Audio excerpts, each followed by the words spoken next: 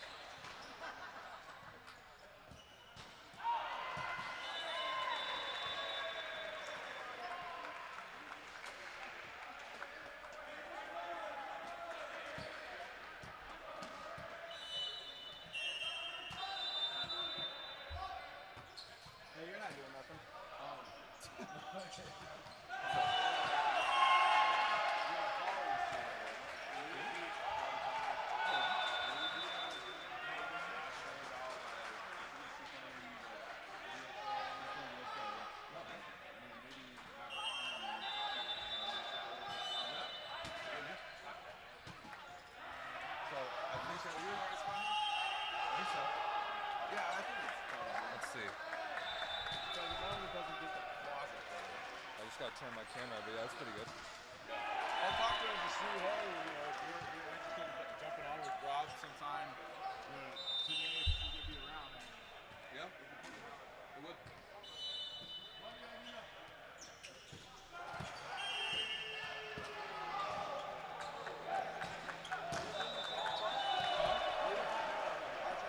No way right now.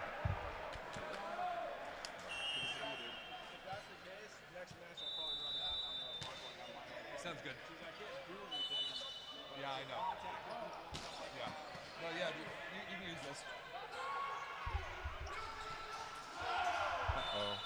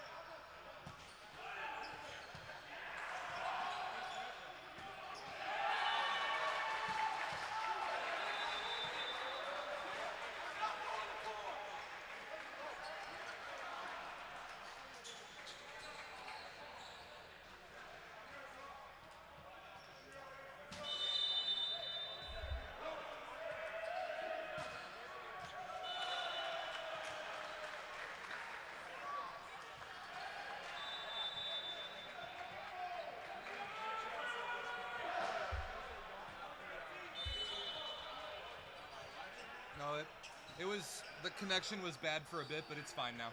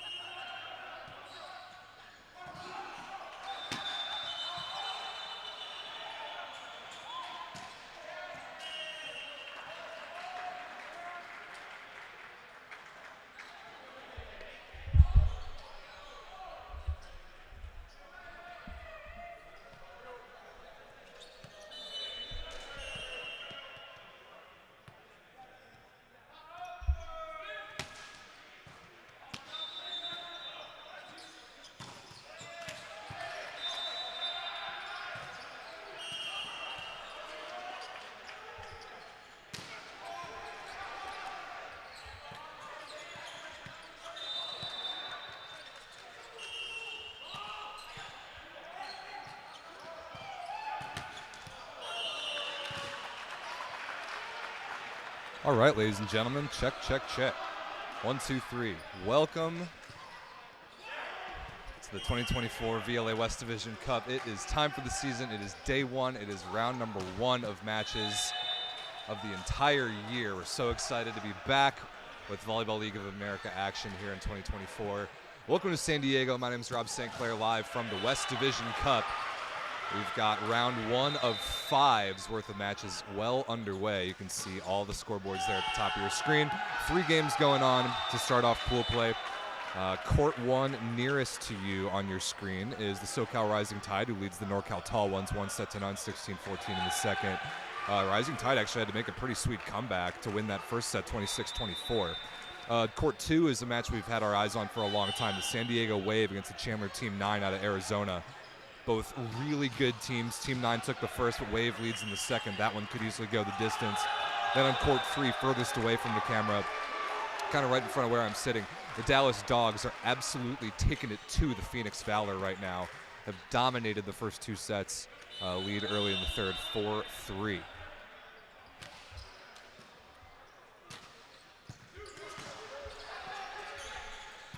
So thanks for joining us. This is VLA All Day. This is a broadcast that we pioneered about 2 years ago, a year and a half ago. I think it was the 2022 VLA Cup when we first did this sort of thing, where we have a camera or several cameras just going on, kind of trying to run all day long, keep up with the entire tournament. And we'll be I'll be here for part of the day. I will have a bunch of guys from other teams just here telling stories, talking volleyball, chatting about the tournament. I'm going to keep this stream going all day long to follow the entire tournament, every single match. But also, we've got dedicated broadcasts going for every match as well. Right now, they're available for members, VLA All Access members. Pick up a membership to the channel for $1.99 only. We like to think that's a pretty good deal to watch every single match individually. Friendly tip, if you ever can't find the link to a members only stream, go to the homepage of the VLA YouTube channel and find the tab that says community. If you look at the community tab, that is a good place to look for members only streams, or you can get in this broadcast and ask in the chat and I will drop the link for you, or somebody will. So speaking of the chat, get in there, let me know where you're watching, who you're rooting for, where you're watching from. Got any questions about the VLA season or anything? I'm an open book, and we're happy to be interactive here on the VLA All Day broadcast. Ooh, nice fix there. Watching the Dallas Dogs against the Phoenix Valor right in front of me. And with the combo play there for Dallas doesn't quite work.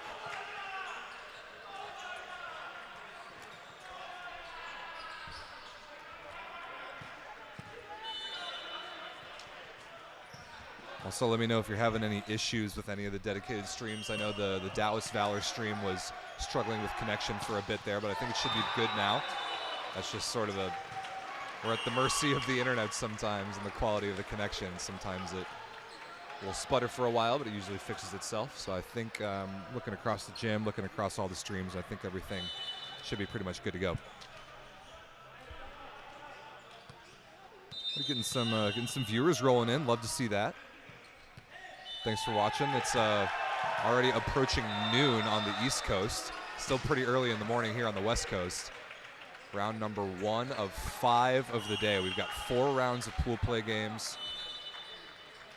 And then 1 round of the single elimination bracket play-in round this afternoon. I really encourage you guys to go check out the brand new and improved VLA website. It's usavla.com, links in the description.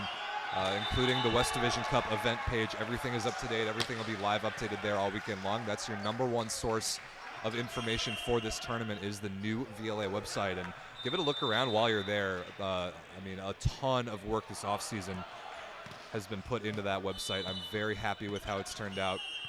We're continuing to add a bunch of functionality. And we hope you guys enjoy it.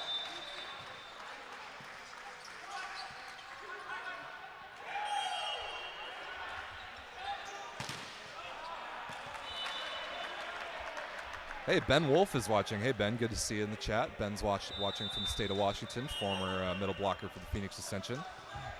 Will Vince Zanzuki play or will Vince Zanzuki get on the mic? I think yes to both. The Phoenix Ascension will be coming up next in the second round of matches. They'll be on court 1 after this Rising Tide versus Tall Ones game. They will take on the Seattle Riptide. Vince and I were here last night live in the gym during setup and during serve and pass. So we did a little episode live from the site of Around the VLA where we kind of gave our previews and picks for all 12 teams in this West Division Cup tournament. So give that a listen.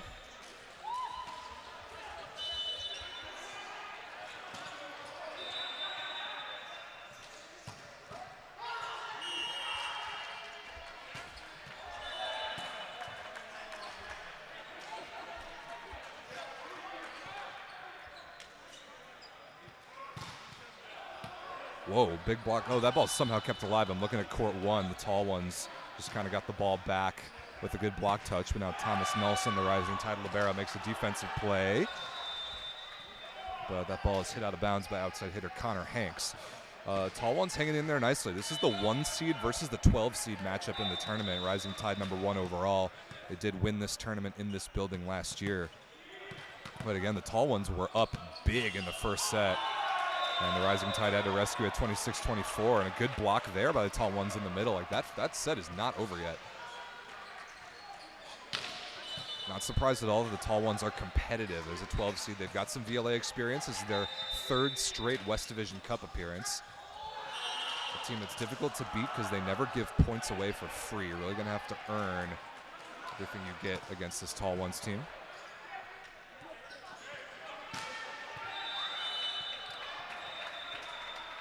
That's a net violation against the Rising Tide, yes. And some of the Rising Tide guys just didn't hear the whistle in time. Coach Donnie Hui, number 44 in green. Mr. Elevate Yourself himself, the Tall Ones. And Coach Donnie, very popular on all social media platforms.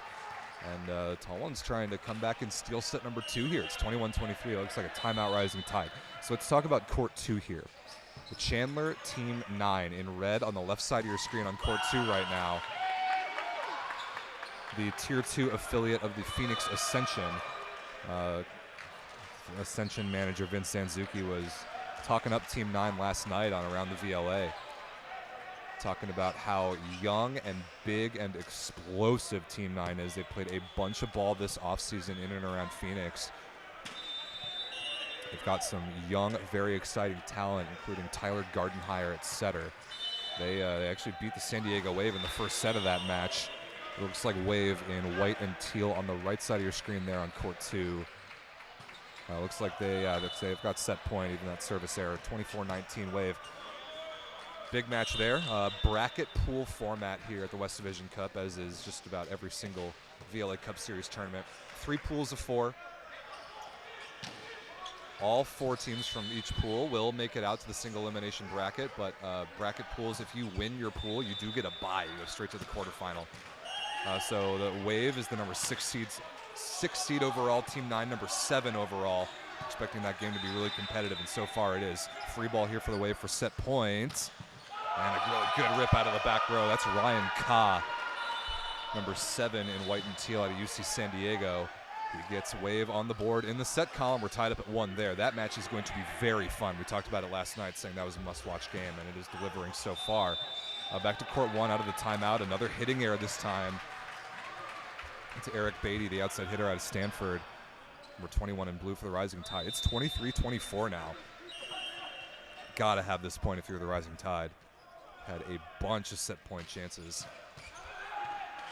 Oh, and they get away with it the easy way. Tall Ones misses the serve out of bounds. It's 2-0 SoCal Rising Tide. Hasn't been particularly clean. The number 1 seed in the tournament, holding seeds so far. And sure enough, on court 3, right here in front of where I'm sitting, the Dallas Dogs continue to take it to the Phoenix Valor. Both played in this tournament last year. Phoenix Valor actually finished tied for 3rd. They won a quarterfinal game before losing to the Rising Tide in the semis. Dallas was here last year and brought some additional firepower this time around. And they look like a completely overmatched team versus the Phoenix Valor. Up big 2-0, up 14-10 in the 3rd.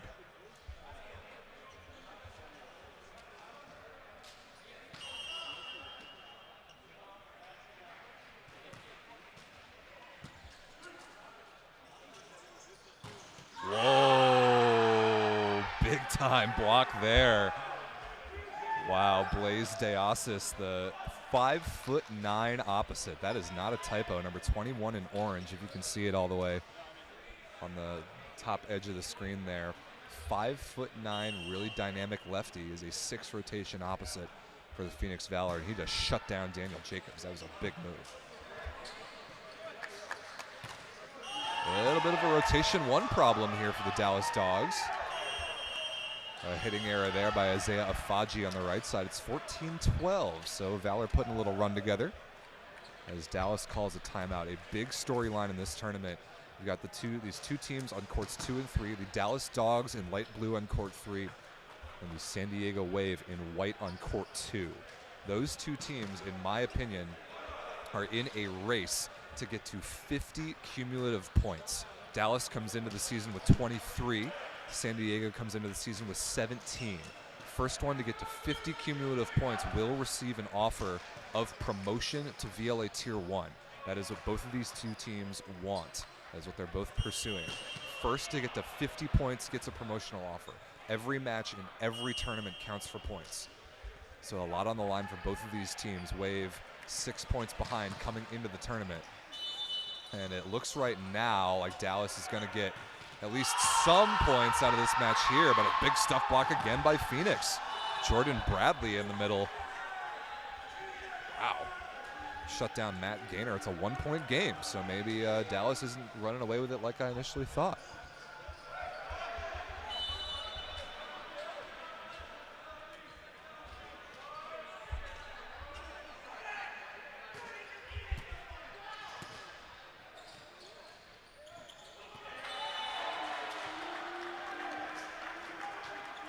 Start a set 3 action here between San Diego and the Chandler Team 9.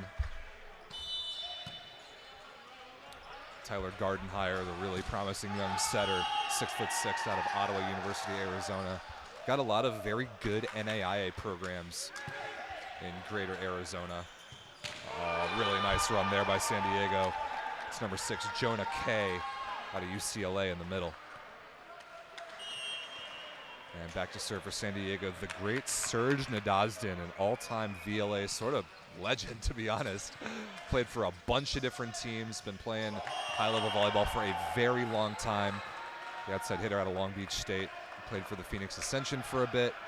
Played for Hawaii Imiola for a bit. He won a VLA Cup. He was at all tournaments several times at VLA Cup Series events. Knows what he's doing around this league. This year suiting up for the San Diego Wave.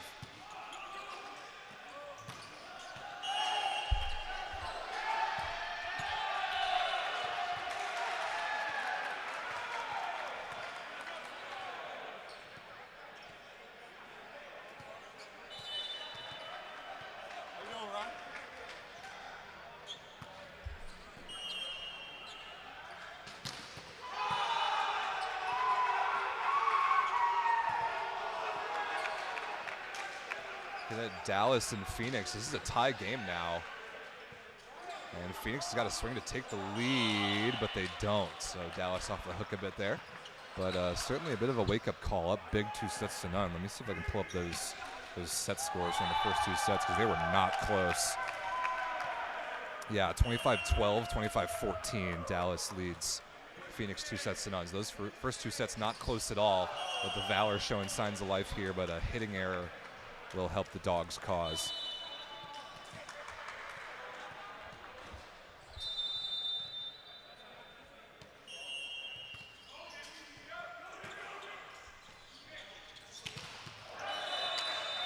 Ooh, not a great set there. Pretty good opportunity in transition. Whoa! Dominated down the line by Trenton Lance on court 3 for the Dallas Dogs. That was sweet. That is a big additional piece of firepower for Dallas. Trenton Lance, number 13 in light blue on court 3. Keep your eye on that kid.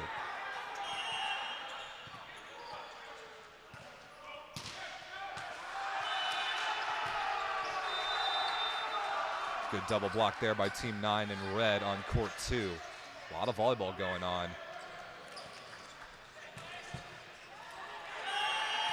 Okay, I just saw Dallas play in front of me, ball off the ceiling. It's a good time to bring that up. If you can't quite see sort of the ceiling geometry here at the San Diego Wave facility where we are, this is basically just a big, really fancy, awesome tent. This is basically a tent that we're playing volleyball in right now. It's shaped like this, with the top point of the tent kind of above where the net is, but the ceiling is not particularly high, especially the further back you go towards either service line. So the rule in the VLA is gym dependent, or facility dependent, on whether or not we're allowed to play the ball off the ceiling. This weekend, you absolutely may play the ball off the ceiling as long as it stays on your side. So more the USA volleyball rule versus the international rule that we play sometimes, where a ball into the ceiling is out of bounds. So ceiling is very much in play this whole weekend.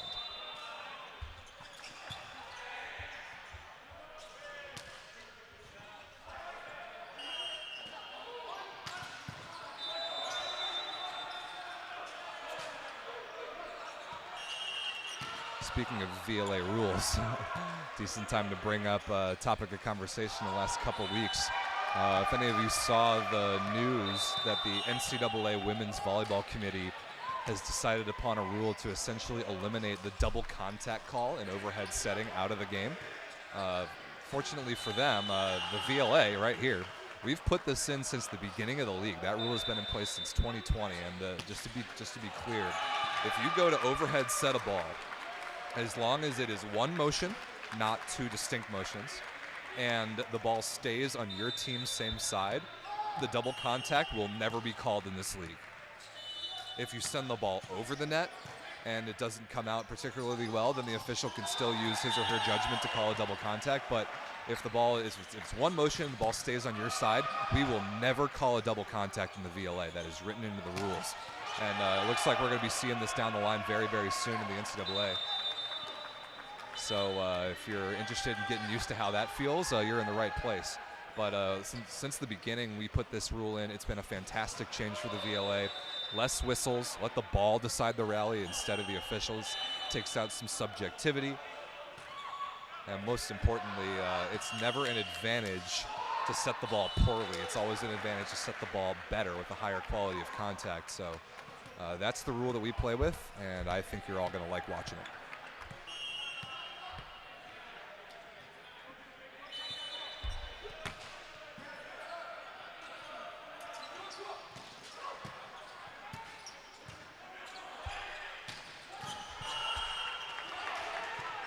Nice point in transition there for Dallas to go up 22-18 in the third, and that just might do it.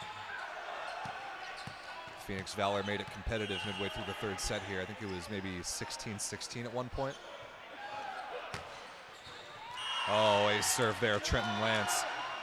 23-18, yeah, I think this just might be it. We might have our first match of the VLA season in the books here very, very soon if Dallas can get 2 more points. Awesome serving from Trenton Lance, another ace down the line. And now match point, 24-18. The Dallas Dogs about to grab 3 points. Slow claps here on court 3. Lance, it's basically his 3rd ace in a row, and he ends the match in style. The Dallas Dogs cleanly take care of the Phoenix Valor, 3 sets to none. I think that's 25-14, 12, no, 25-12, 25-14, 25-18. In a word, that is convincing, very convincing.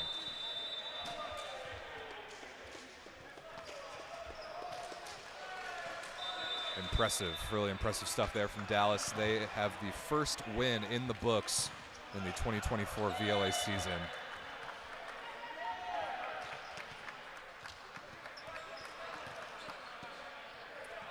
Got a question in the chat about where to find the dedicated streams. So the individual match streams are available for all access VLA YouTube channel members. That'll cost you just $1.99 to support men's professional volleyball.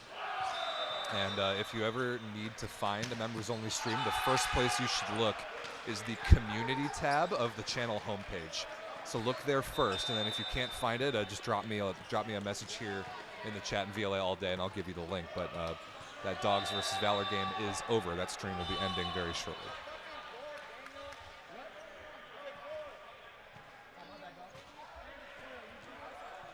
That is what we in the business call an hour and a shower. It is 9:03. That match started at 8 a.m. Pacific, and already a 3-0 win for Dallas. That is a definition of an hour and a shower. Very convincing. So 2 games in action right now as we will warm up and get things ready to go. Hey, Vince. Are we going to start the warm-up timer on this, or are we going to wait until it's scheduled?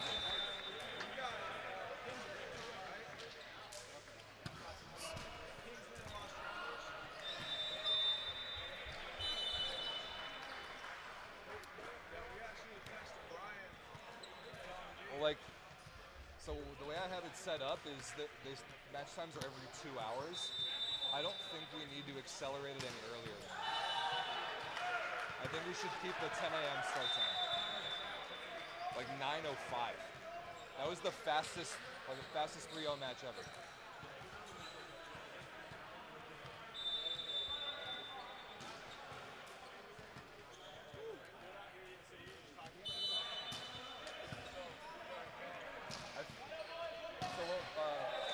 I think the way we're going to do it is right now the matches are scheduled every 2 hours.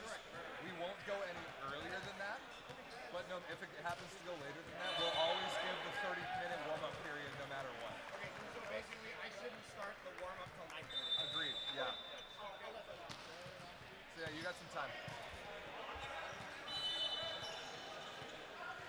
All right, just cleaning up some scheduling there. Figuring out how to keep this tournament running on schedule. Almost got to thank the Dallas Dogs for kickstarting court 3 on such time. That is one of the fastest 3-0 wins in VLA history, just over an hour. Yeah, I guess I'll keep that scoreboard up there so you guys can see the result. So 2 more games in action right now. Next round will start at 10 a.m. Pacific at the earliest. We got the SoCal Rising Tide against the NorCal Tall Ones here on court 1 nearest to you. And we got the San Diego Wave against the Chandler Team 9 on court 2, just a bit further away from the main camera.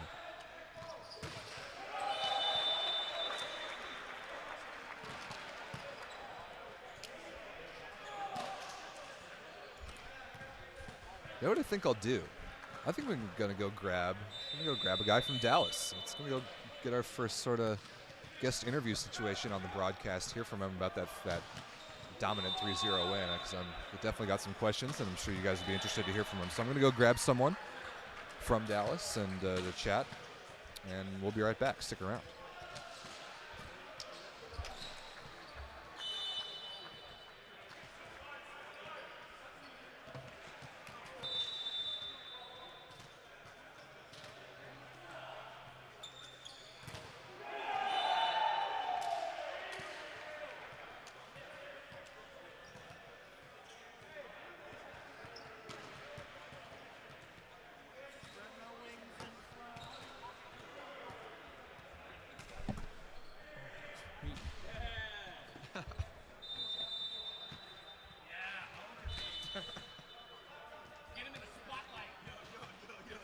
I get nervous.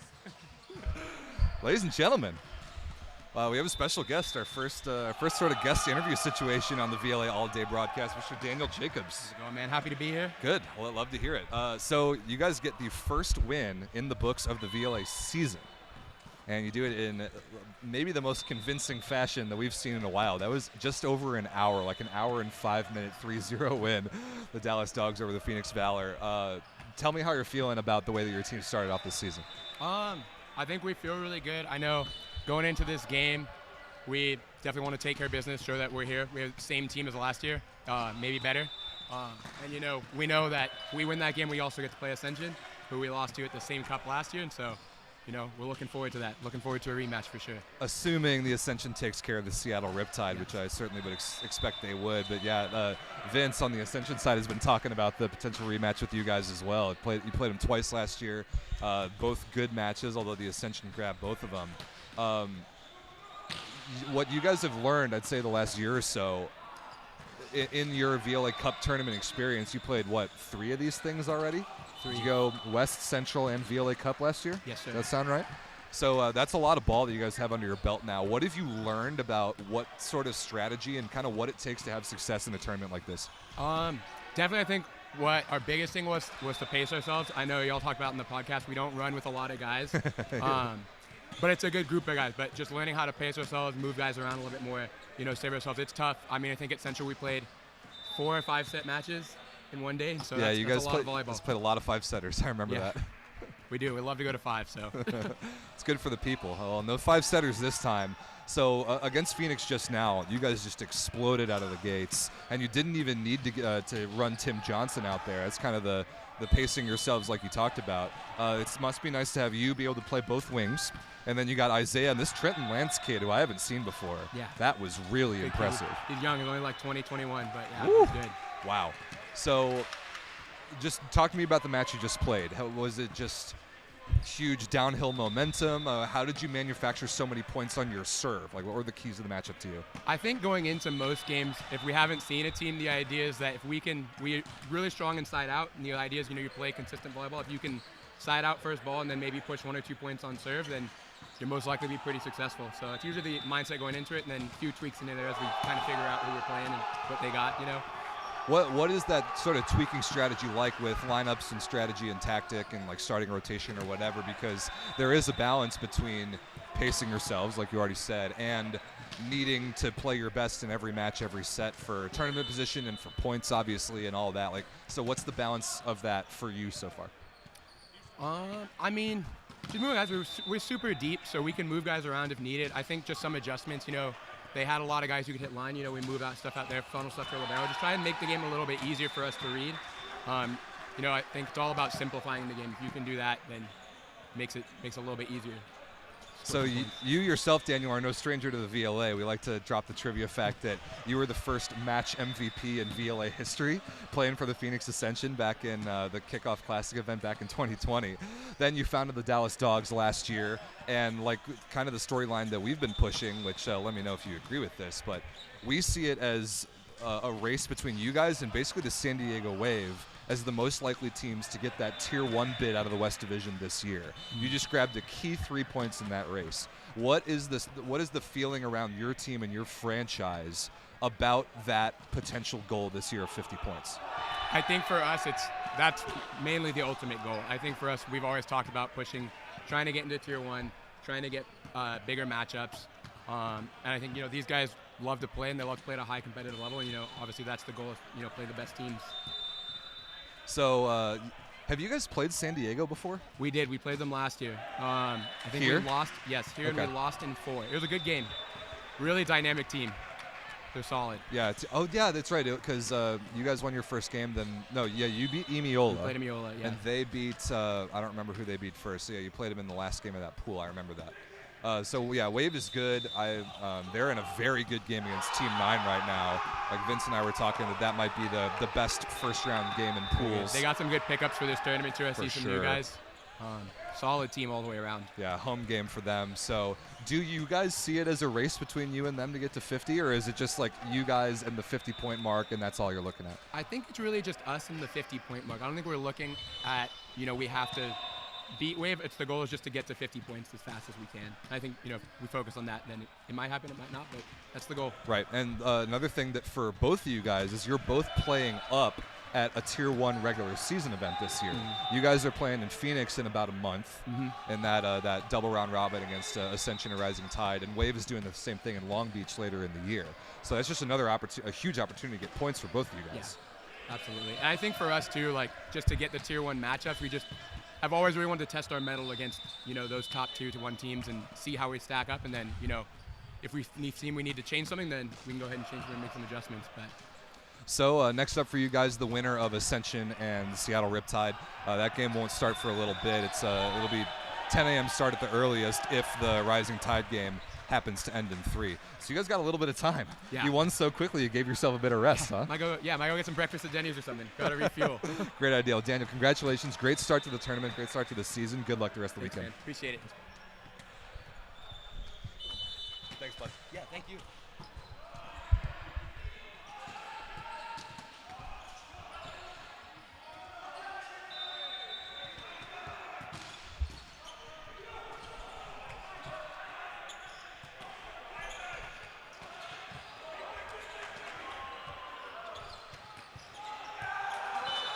Thanks to Daniel Jacobs.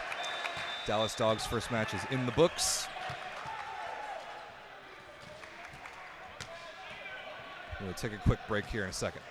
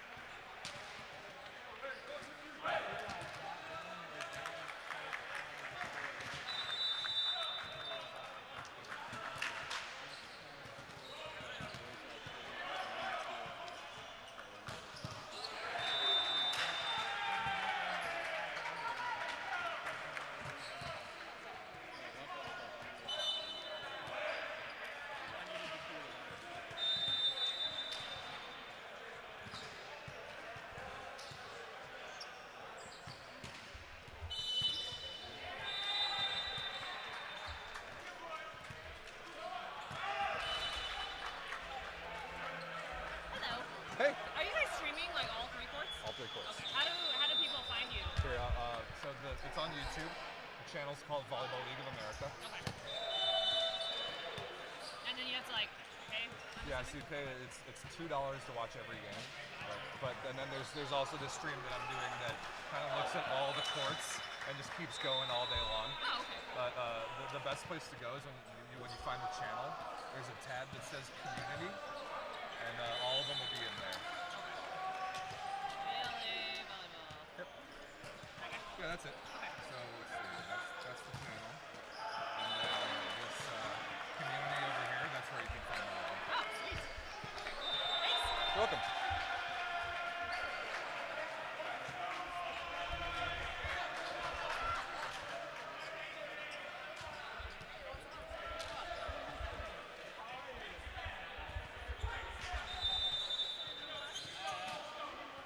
Get some water real quick.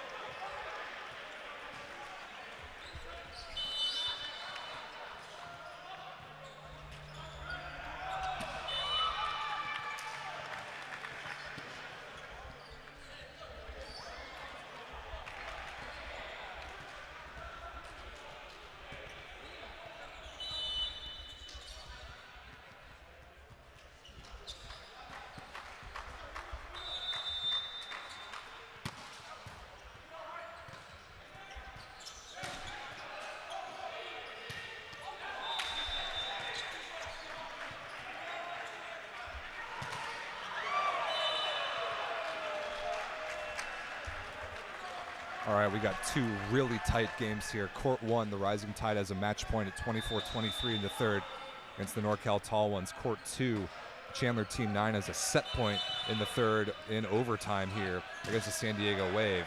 And so the Tall Ones side out there, they force overtime and a timeout by San Diego on Court 2. So definitely some drama late in this first round of pool play at the West Division Cup. As you can see from the scoreboards at the top of the screen, the Dallas Dogs have already won their first match, 3-0 over the Phoenix Valor. We just heard from their captain, Daniel Jacobs, a few minutes ago. Ooh, an overpass there by the Rising Tide, and the Tall Ones put it away, and now they have set point. That score on the screen is incorrect. We'll get that fixed.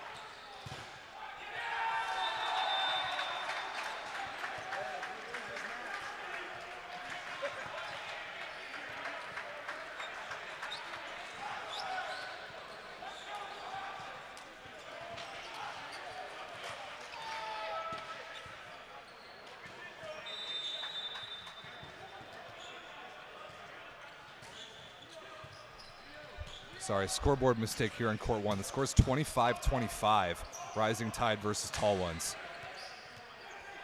Overtime here in set number 3. Ooh, and an off-speed shot scores. think that was Aaron Adams, number 10 in green. Okay, scoreboard's fixed. 26-20 tall ones. And the Chandler Team 9 just now stole set number 3 in overtime to go up 2-1 against the San Diego Wave. Really good match there. The 6 versus 7 overall seeds in the tournament on court 3. Dump there from setter Spencer Andrews, excuse me.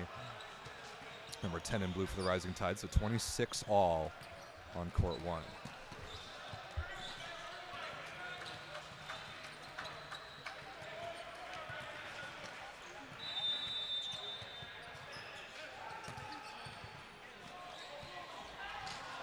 Ooh, a pineapple attempt.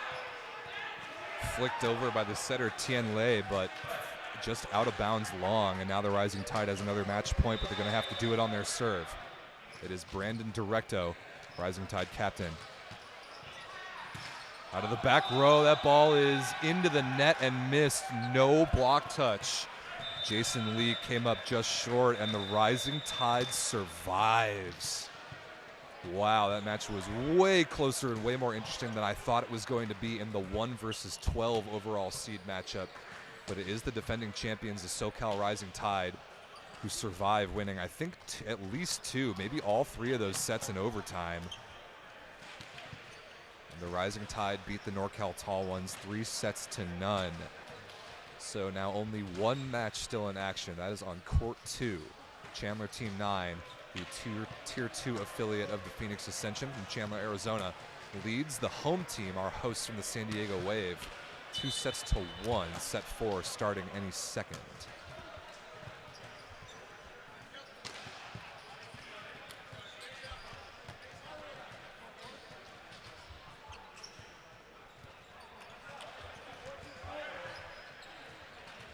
Sweet. Oh, dude, thank you. Yeah. Appreciate that. Thanks, man.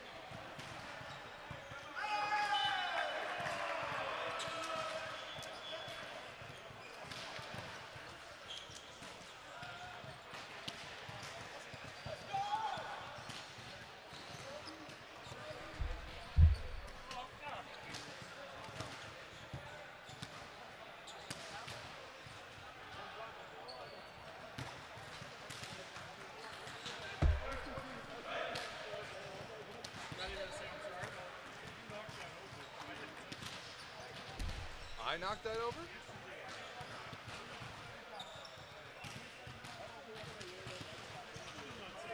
It's okay.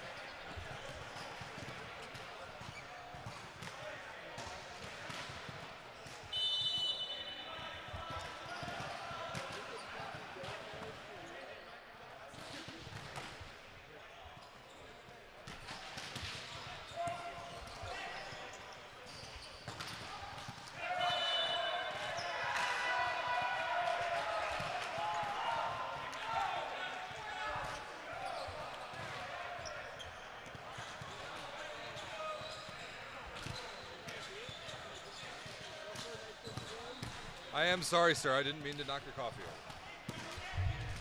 Accidents happen. Do you happen to know, are you from around here? No, I'm not.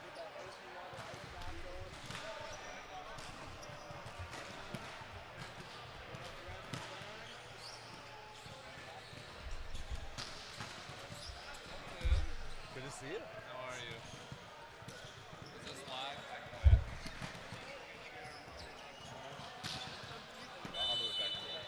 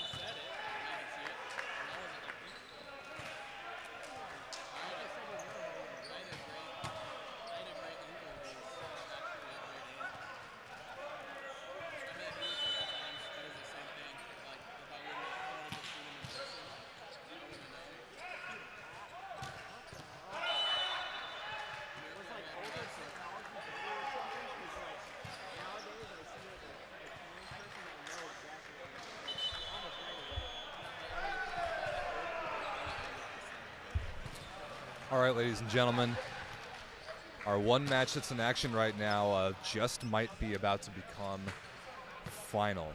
The Chandler Team 9 leads the San Diego Wave 24-18 in the fourth and up 2-1. There's a great chance that the home team might be about to suffer a loss to open pool play here at the West Division Cup in this game that we've really had our eyes on. 6 versus 7 overall in the tournament, and Team 9 has come out looking outstanding. A lot of physicality, really good play from the wings. You get Jesus Izaguirre at libero, it certainly helps, a player on the Mexican national team. And San Diego with some new firepower and a lot of practice and a lot of expectations coming in. Might be knocked out of pool contention in the first match, but again, we were talking about the format a little bit earlier. All 12 teams do reach the bracket, so everybody is still going to have a chance to play for the West Division Cup title.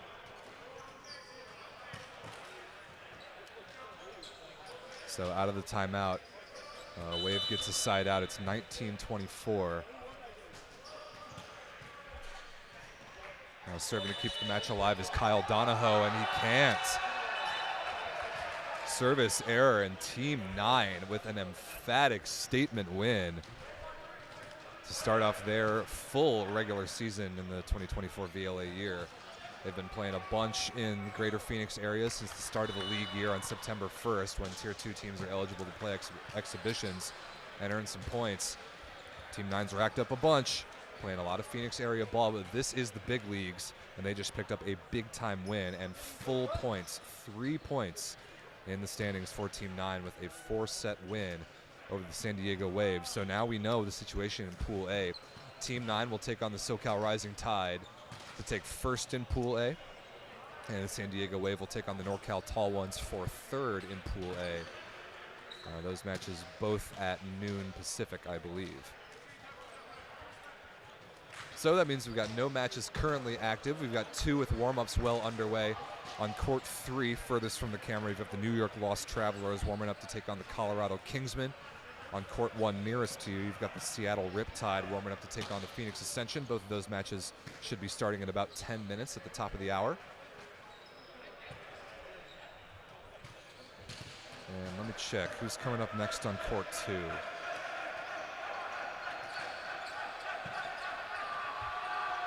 Coming up next on court 2 will be a good one. The Kentucky Unicorns against the Nashville Villains. The Villains, the only team making their VLA Cup debut at this event. They were founded this offseason, but already have 11 points to show for themselves. Played a bunch of exhibitions, a couple of the Division Cup qualifiers. And funny enough, Kentucky and Nashville fly all the way to San Diego just to play each other. So that match is coming up on court 2. Those warm-ups will start in just a minute. So kind of the way the schedule is going to work at this event and most VLA Cup Series events is we will schedule matches every 2 hours. Matches won't start before their scheduled time, but they certainly can start after their scheduled time. We will always give the full 30-minute warm-up period to both teams before every match, no matter what. So looking right now like maybe 10:20 a.m. Pacific start time for Kentucky versus Nashville. But we should have some ball here in just a few minutes between New York and Colorado, and also Phoenix versus Seattle.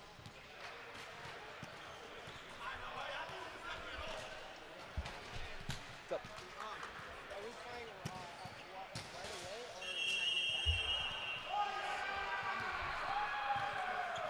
or is It's scheduled for noon. It won't be earlier than that, but it could be later than that, depending on how that game goes. Makes sense? Yeah, makes sense. So because it's programming, right? So no earlier than 12. You ref, and then you play the last game on court 1. So then that's a 2 p.m. game. The loser of Ascension and Riptide.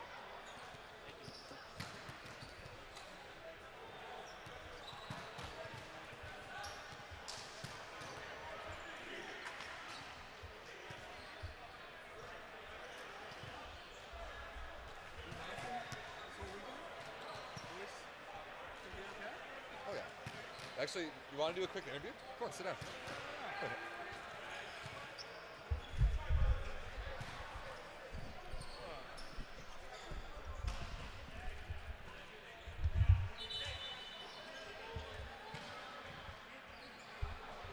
All right, great timing. Yeah. So, Mr. Thomas Nelson, you walk up to ask me a question, then I rope you in for an interview. What's up, buddy? Yeah. Oh. Yeah, talking to this guy. So, ladies and gentlemen, this is Thomas Nelson. He's wearing his Beta Bay gear from Northern California, but he's behaving like a traitor this weekend, playing for the SoCal Rising Tide. Good job, first match. Got it done 3 sets over the NorCal Tall Ones. Actually, all 3 sets either overtime or just won by 2 points. Like, that team is hard to beat. That's what I was saying yesterday. What were your thoughts out there playing libero against them? Yeah, I mean it's tough the early morning 8 a.m. match, like getting awake and just being scrappy.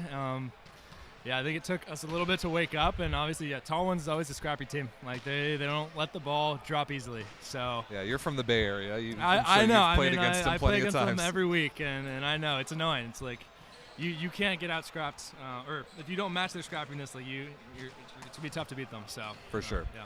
So tell us the story of the situation with you getting picked up for the Rising Tide this weekend, because no Bay Area dimes at this tournament. Yeah. I mean, so I've been actually struggling with some knee pain, so I've been out of volleyball for a little bit, and then knee got better, and I was like, I'd love to play in this tournament. So I texted Ryan Radira. Shout out to Ryan. I know he's watching yeah, home with the shout out babies. Ryan. Hope you and the kid are great. And he's like, I'm not running Rising Tide right now, but he connected me with Directo, and he's like, hey, I'm happy to play and do whatever for the team. And he's like, yeah, we'd love to have you. So I Fabulous. drove down. Yeah. Now, as you remember being here last year, the Rising Tide are the defending champs of this tournament. Oh, yeah. Feeling any pressure? I think the team's a little different in terms of roster. It's very different. Very different than last year. But, I mean, yeah, anytime you're the #1 seed, like there's a little bit of pressure to perform. Well, that's a good problem to have. Yeah. So coming up next, you got Team 9, who just won on Court 2 just now against San Diego, and they look pretty darn good. Yeah. Well, what are your early thoughts? Oh man, yeah. I think they're the surprise team for me that so far. I mean, it's not even just the individual skill, but the system work. Right.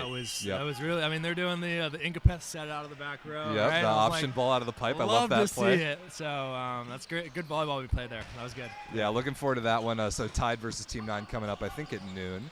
I'm sorry to kick you off too quickly, Thomas. I got to go take care of this broadcast because the Kingsmen and the Lost Travelers are getting underway. So thank you. Yeah, Thanks for chatting with us. Good luck the next round. I appreciate everything you do for the league. Great announcing. My pleasure. So, My pleasure, buddy. Great to have you. We'll get you back on later and pick your brain a little bit more. All right. Lost Travelers versus Kingsmen underway. I'm going to go get that stream ready to go. I'll be right back.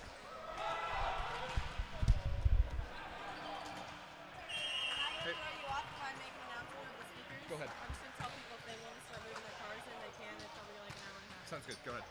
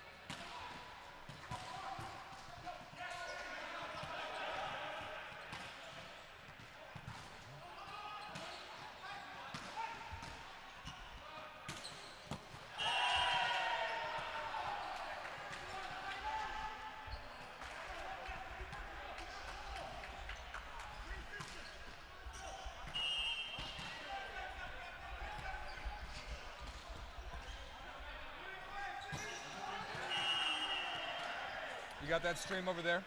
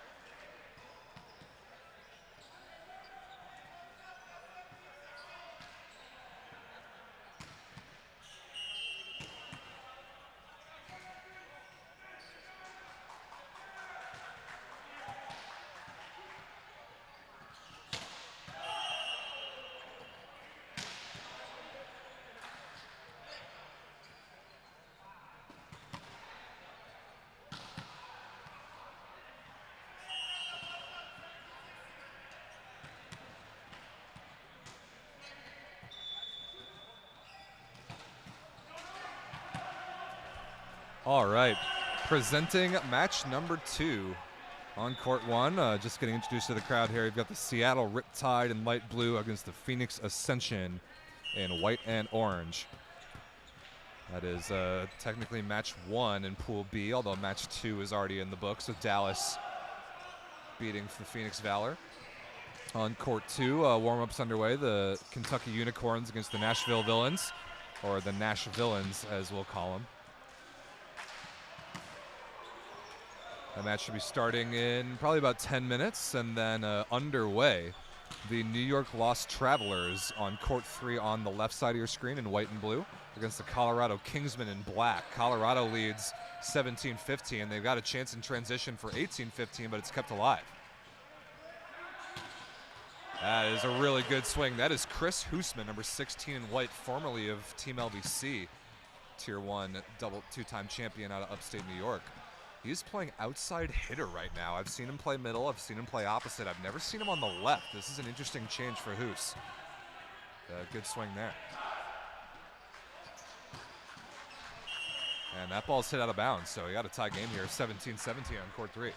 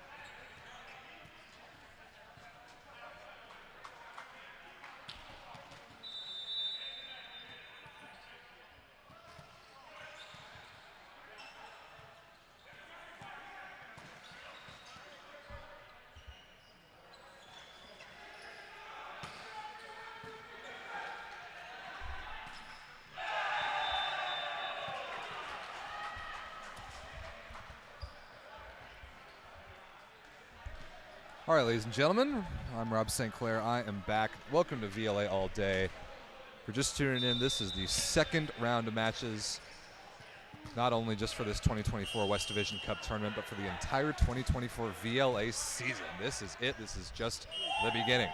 And very good start. I'm looking at court 1. If I'm not mistaken, the Seattle Riptide leads the Phoenix Ascension 4-0. And I was about to say almost 5-0, but they're the Ascension, one of 2 Tier 1 teams playing this event. They get on the board. So Phoenix in white and orange on the left, Seattle in light blue on the right on that court closest to your camera. Court 2 should be getting underway in about 5 minutes. The Kentucky Unicorns against the Nash Villains. And a pretty good one so far.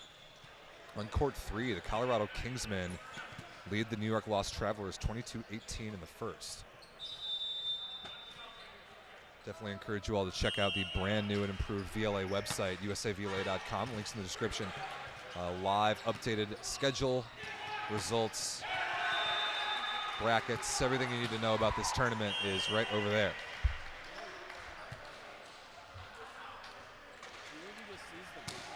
As for the broadcast, we've got 3 going right now. We've got this here, the VLA All Day broadcast, plus the dedicated streams for Court 3 and Court 1. Court 2 will be up in just a few minutes. If you ever need help trying to find those, I pinned a link in the chat. It's the community tab of the VLA YouTube channel homepage. That's the first place you should look if you can't find a match. Can't find it there, come here and drop me a question in the YouTube live chat and I'll try and help you out.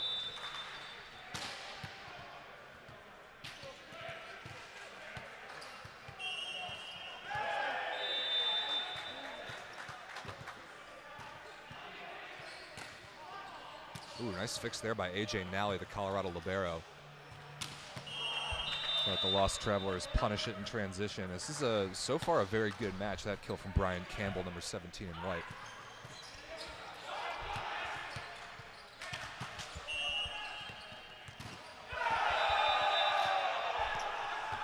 A lot of energy coming out from the Seattle Riptide to start this tournament. We were talking on around the VLA last night, Vince and I, about Seattle. This is their 3rd straight year participating in the West Division Cup. They've gotten better every year. Started off in 2022, I guess. Yeah, back in Seal Beach, up about an hour north of here. Oh, they only brought 8 guys. They ran out of gas, didn't get very many points. Last year a little bit better, and now a lot better. Seattle looks very good, and they're out to an explosive start, 8-2 over the Tier 1 Phoenix Ascension. And on court 3, we've got a set point for the Colorado Kingsmen, 24-22. And reception as well. Stray volleyball there. So a replay, that's Matt Ing, number 6 in white, off the bench to serve, to try and keep the set alive for New York.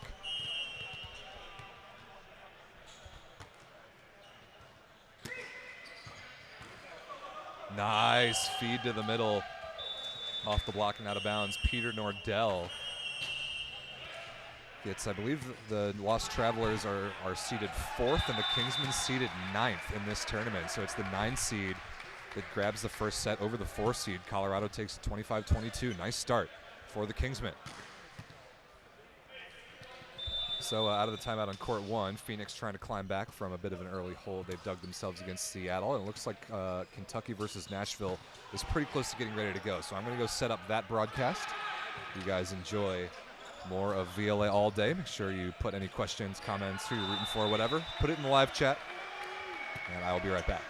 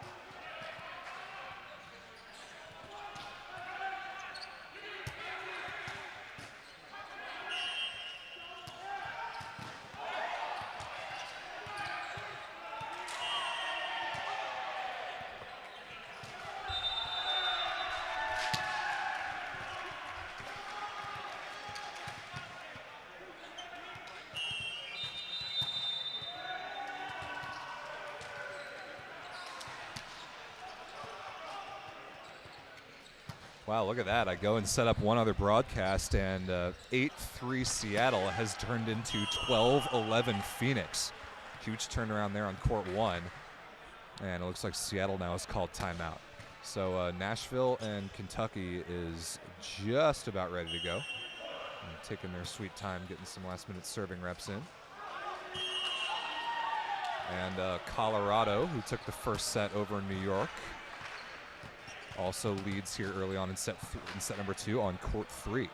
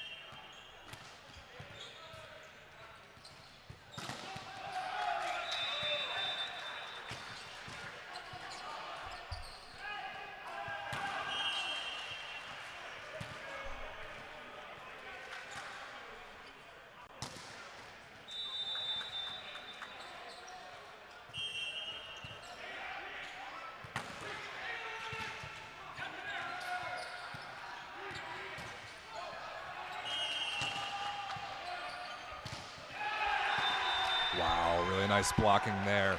Phoenix Ascension covers a block on their own side. They get Seattle a little bit out of system, and then they combine to shut down Spencer Cummings. And Phoenix leads 16-14. That's a heck of a response after going down 8-3.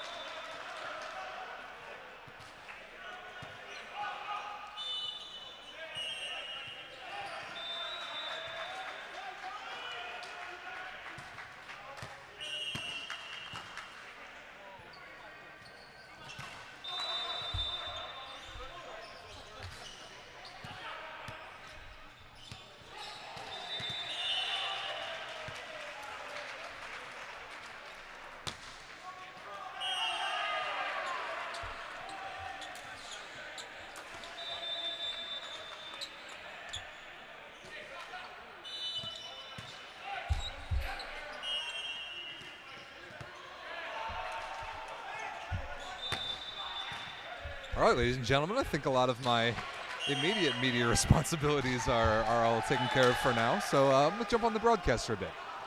I'm Rob St. Clair, in case you're new. Welcome to VLA All Day. This is a really cool broadcast that we put in a couple years ago to try and capture as much as we can, of a VLA Cup Series tournament. Welcome to the West Division Cup, live from San Diego. This is the first event of the 2024 VLA season. Got 3 courts all in action right now. We'll have a 4th court in action later on this afternoon. Second round of pool play right now. On the court closest to you, we've got the Phoenix Ascension, who started off a little bit slow but came back to take the first set over the Seattle Riptide, and Phoenix leads pretty comfortably in the second as well. I've got the first set between the Kentucky Unicorns in black on your left and the Nashvillans in white on your right on court 2. And on court 3, you've got set number 3 underway. That's kind of a surprising one. The Colorado Kingsmen lead the New York Lost Travelers 2-0 in the 9 versus 4 seed matchup. Really nice start from Colorado. They look very good so far. And there is a kill by their captain and sort of team manager, Brian Modzaleski, number 12 in black. Yeah, Colorado looks good. Seamus McDonough at setter looks very good. I haven't seen him before. Both Basie brothers, Gage at opposite and Lars at outside hitter, both look good. That's an attacking error there by New York. Ball set a little too far outside. Looks like we may have an upset here. So friendly reminder to check out the website, usavla.com, and the links in the description. Brand new this season. Had a huge overhaul of the website in the offseason, and the West Cup event page over there is the best place for all the info you need on this tournament.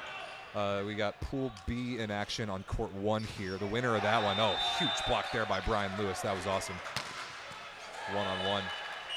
So the winner of Ascension versus Riptide will take on the Dallas Dogs, who comfortably beat the Phoenix Valor this morning. And then the 2 Pool C games on courts 2 and 3. So the winners of those 2 will play, and the losers of those 2 will play in our 4-team bracket pool format.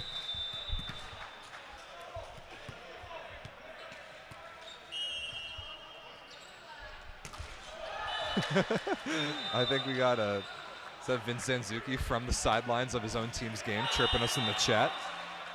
We expect nothing less, or whoever's running the Ascension volleyball account. Yeah, get in the chat. Let me know if you have any questions, if anything's not working correctly, or if everything is working correctly and you just want to say hi. Let me know where you're watching from, who you're rooting for. I see Shane Green in the chat, founder of the Kentucky Unicorns, watching his boys take their first trip out to the West Coast.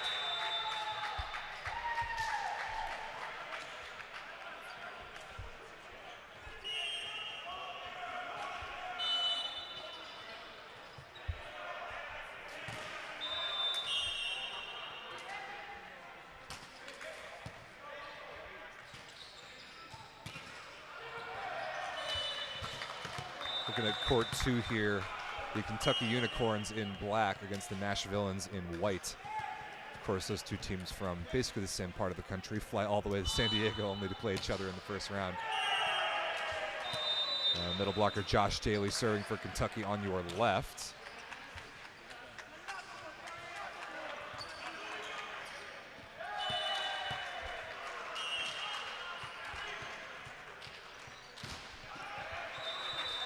Kentucky, a big league story. They were founded really just about a year ago. Played their first ever tournament at the, I believe it was the Central Division Cup last year in Chicago, where they made a pretty nice run, beating Tier 1 Chicago Swede at least. I think they picked up a couple other nice wins in there.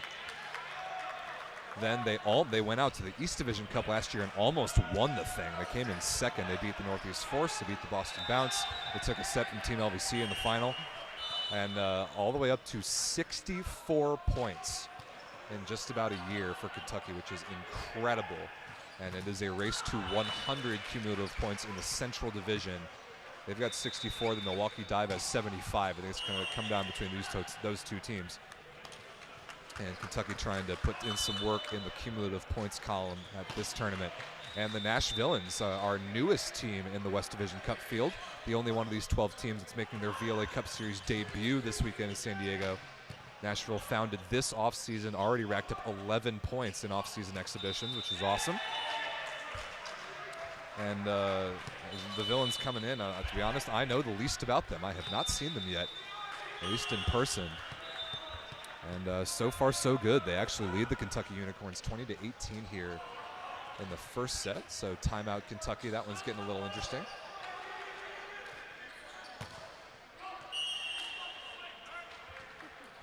And on court one just now, the Phoenix Ascension were able to take the second set over the Seattle Riptide.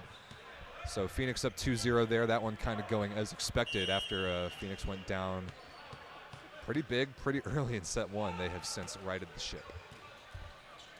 This is a pretty good chance here for the Ascension to win a VLA Cup Series tournament. They've made a lot of deep runs. They always finish pretty high. Tied for third at this tournament last year. Tied for third at the VLA Cup last year, the highest finishing Tier 1 team at that event. But Phoenix has never won one of these things. This is a pretty good opportunity. I'd say there isn't a team in this tournament that they can't beat when they have their best stuff.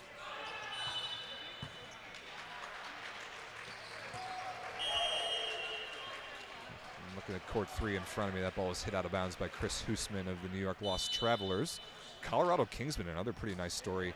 They made their debut also at last year's Central Division Cup, although like Vince was saying on around the VLA last night, Colorado has to work a heck of a lot harder to play in the exhibitions because they're pretty isolated there in Denver. There aren't that many teams geographically close to them. But, oh man, a one-on-one block there as well. Who was that? Let's see, that's Thomas Hurst, number 11 for Colorado. They are looking good. Shout out to AJ Nally as well, number 1 in blue there, libero. Pretty cool story. He's been a very high-level volleyball player for a long time. Was outstanding at Division III Springfield in Western Massachusetts, and even cracked the USA Senior National Team for a bit.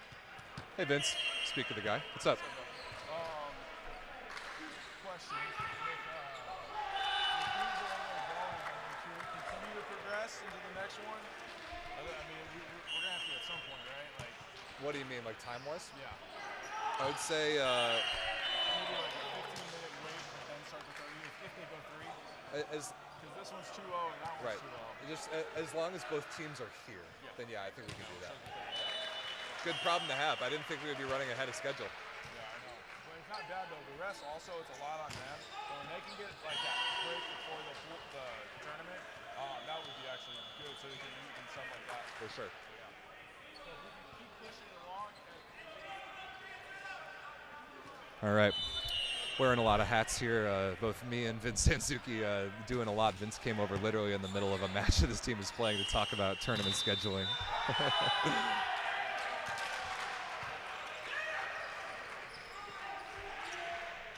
As far as I can see on my side, everything should be looking pretty good. I'm looking at all the individual streams.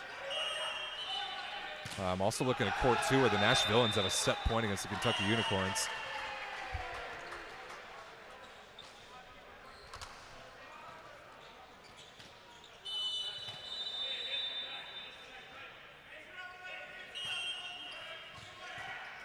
Ooh, not a good service error there, but so 21 serving 24. Nashville with a chance to get their first official VLA Cup tournament set win in their first attempt.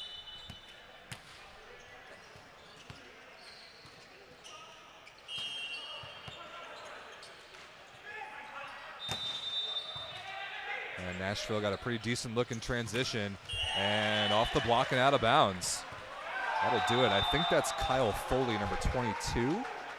Trying to double check that.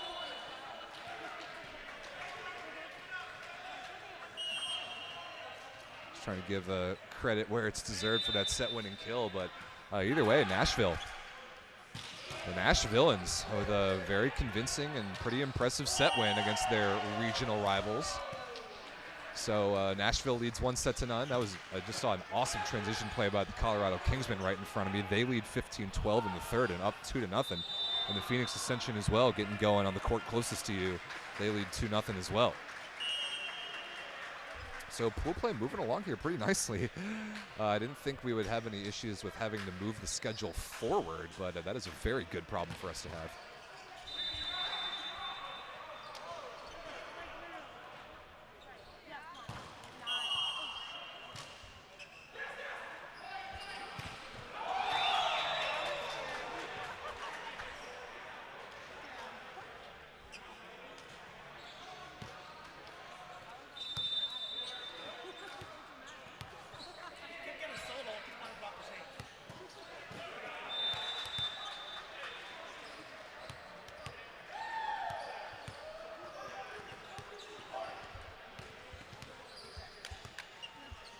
All right, I'm looking around. We got set change on court 2. Let's talk about Phoenix and Seattle a bit. Give these two teams some spotlight.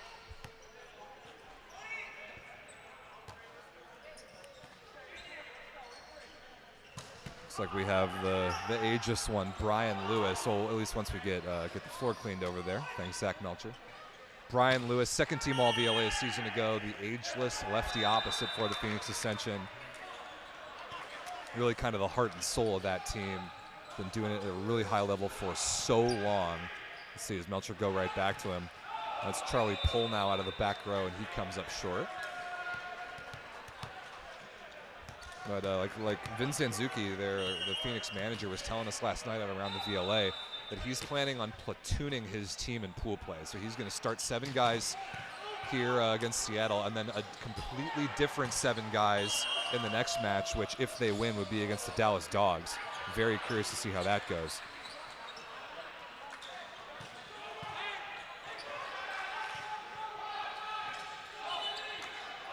Ooh, that ball's up. At least it was for a second. Yeah, kept alive. Nice pancake play by libero Timmy Lee. And then that ball is tipped out of bounds. A pretty good scramble there from Phoenix.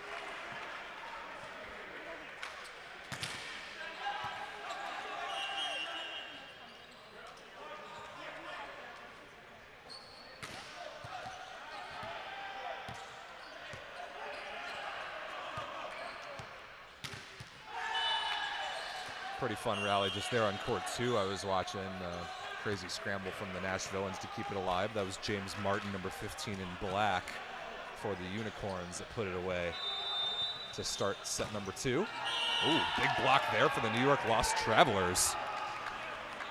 Brendan Spolnick on the right side, number 5 in white, with a little bit of a stare down afterwards. That set is tied 16-16. Colorado looking for a sweep in the first major upset of the tournament so far, potentially.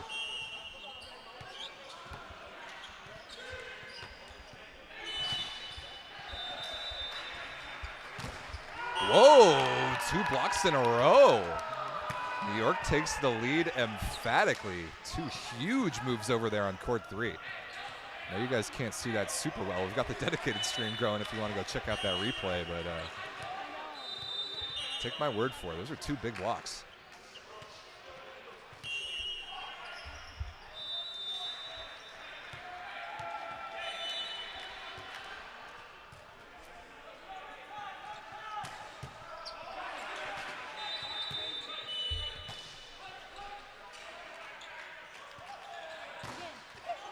Third block there, covered somehow. Oh, but look at that. AJ Nally forgot. Forgot the libero rule for a second there. If you're a libero, you cannot hand set a ball in front of the attack line and have one of your teammates attack that thing afterwards. And he kind of had a momentary brain meltdown thinking about that exact thing. It's 18-16. I think that might be a back row attack violation, and it is. Against Colorado. It's 19-16 New York, and timeout Kingsman. Yeah, thought so. So New York not looking to get swept first thing in the morning. Pushing back here a bit.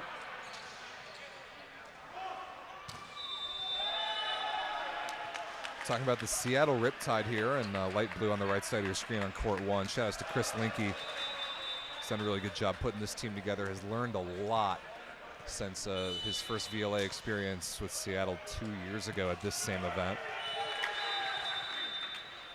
You see Carlos Abels, number 11, on the court at opposite right now for Seattle. Got a bunch of new faces as well.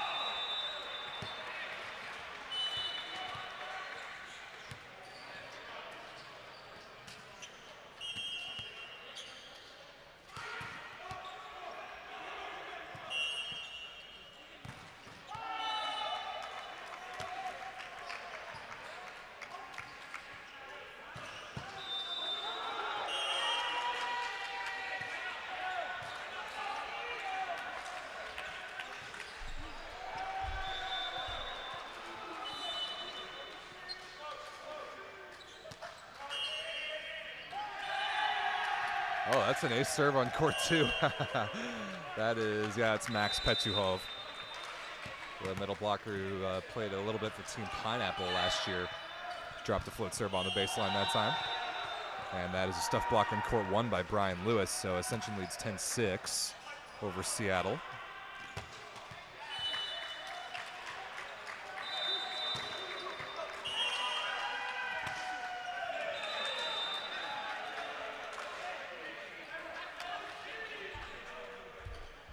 Just scan the YouTube live chat. You guys got any? Hit me with something. Hit me with some questions. Hit me with some comments. Hit me with some activity in there. Get in the chat. Let me know what's going on.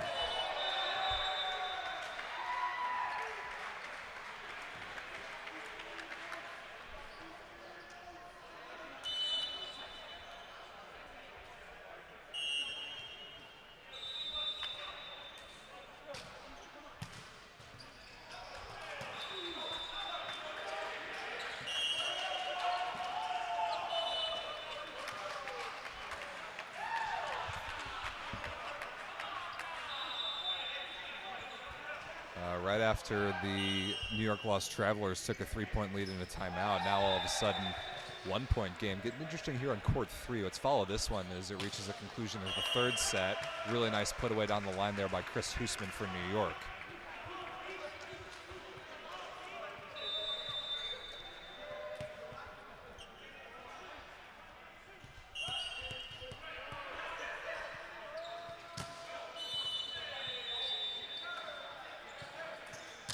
Oh, big block again. Man, Brendan Spolnick, since coming on, has blocked a ton of balls. That one probably set a little bit too tight. Lars Basie had nowhere to go. But if the New York Lost Travelers are able to win this set, that's going to be the difference. It's 3 late stuff blocks. That's a really nice high shot. Both Basie brothers, Lars number 3 and Gage number 15 for Colorado, both outstanding beach players as far as my knowledge goes. You can see a little bit of that influence. You can see both of those guys kind of wait for the ball and quickly like step close with just 2-step approaches most of the time to go up and get it. And both of them with pretty high contact points. Oh, that ball's in. That's an ace serve. Not a good choice to leave that one. That's Taylor Fabia, number 8 in black for Colorado. The middle blocker gets him back within 1. Looking at court 3 here. That's the closest game, latest in a set right now.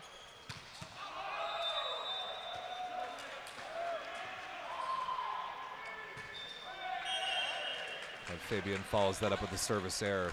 23-21, the Lost Travelers are going to get on the board.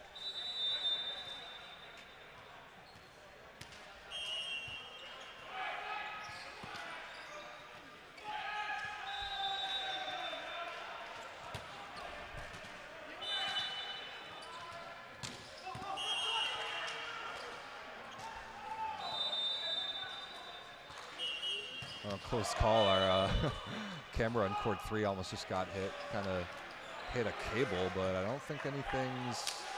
Yeah, I'm looking at it. Bullet dodged. One of my main concerns is projectiles hitting my cameras. I think everything looks fine. Wow, really nice give and go there to Hoosman for New York. It's 24-22 Lost Travelers with a set point. Trying to get on the board here.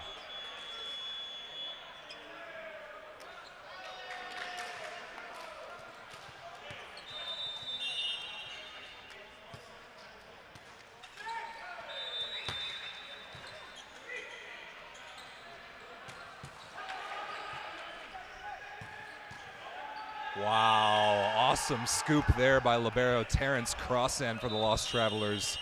Creates a transition chance. Hoosman puts it away, and sure enough, no sweeps today. The New York Lost Travelers take the third set. Colorado still leads 2-1. That one will go to set number 4 in just a minute. So let's take a look at, ooh, whoops. Mistake there by Jonathan Bishop, the first team all VLA middle blocker for the Phoenix Ascension. First team all VLA middle blocker, not first team all VLA setter, let's put it that way.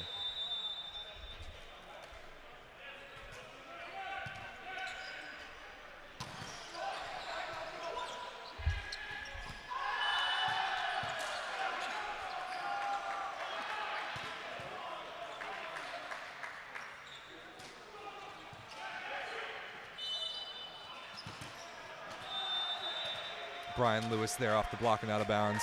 18-13 Phoenix. If I had to guess, that one's looking like a sweep. And that'll set up Ascension versus Dogs in the next round, and that match is going to be awesome. That would be very fun to watch. I think it would be right away as well. Yeah, it would. It would be right away on court 3. So that would certainly come in handy with Phoenix's platoon strategy, having a brand new starting 7 for match 2 versus match 1. Certainly keep our eyes on that.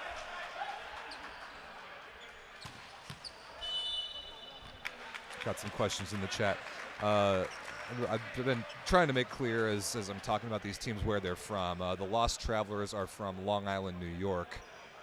The Kingsmen are from Denver, Colorado. If you want more info on all these teams, check out the VLA website. Links in the description. You got the West Division Cup event page that has all the info about the teams and their seed and how many points they're coming into the tournament with, and links to all their Instagram pages and all that sort of good stuff. So give that a look. Turner, good question. Who's my early favorite for VLA champion? I mean, it's kind of cliche, but I think there's a great chance it comes down to the New York Legion against the Chicago Icemen again, at least on the Tier 1 level. Those two teams have each won 2 Tier 1 titles. Icemen in 2020 and 21, LVC in 2022, and then 2023 last year. They've played in the final twice out of those 4 previous seasons. Wouldn't be surprised at all if they made it there again. But I'd also love to see a little more action from elsewhere across the league. I think either Phoenix or SoCal, like the Ascension and the Rising Tide, when they've got all their guys together, can beat just about anyone.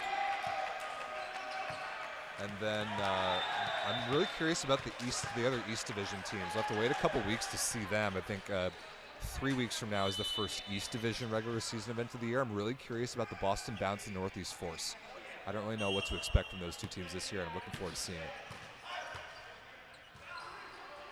Full calendar and schedule of events for this VLA season is also available on the website. Everything is on the calendar, booked and ready to go, which is awesome, including our championship event, kind of like Turner's asking about. This year, for the first time, we're combining men's Tier 1, men's Tier 2, and women's VLA championships all in the same event, all in Cincinnati, Ohio. I think it's the second weekend of June. So 3 trophies being given out that weekend. That's going to be awesome. But a long way to go to get to there. This is only the second round of matches of the entire VLA season.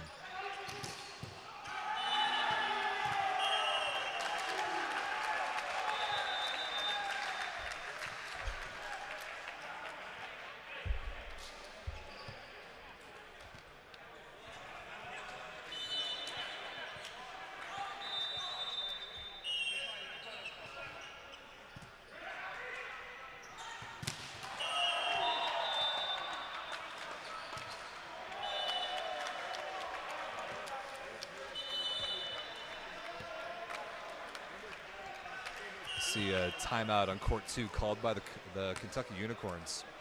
And respect to the Nashvilleans. What a start for them.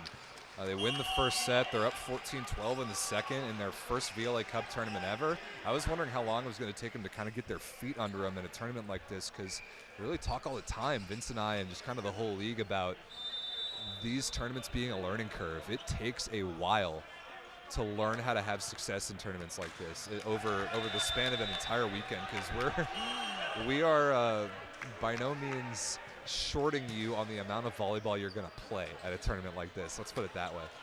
We're going to play a ton of ball. Just about every team is going to play 3 matches today, other than the pool winners. They'll only play 2. And then at least 2 matches for everyone tomorrow, maybe even 3 for the finalists. So you got to play a lot of ball. You got to bring a lot of bodies that are ready to play a lot of ball, and like just get ready to have guys that you can plug in and play and have success. You can't survive with just 7 capable starting players at a tournament like this. You're just gonna run out of gas. But the Nashvilleans, credit to them, they're rolling deep.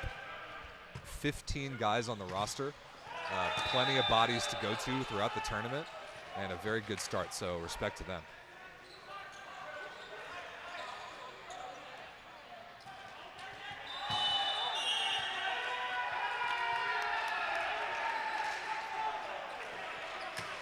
Looks like 2 points, and now make that 1 point before the Ascension wins this match. Match point Phoenix coming up on court 1, at least I think. Did they just get to 24?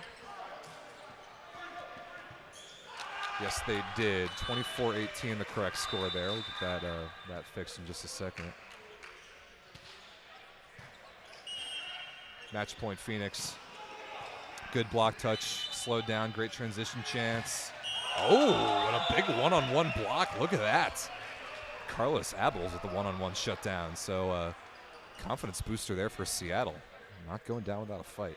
Scores 24-20 on court 1 there. Hopefully that updates any second.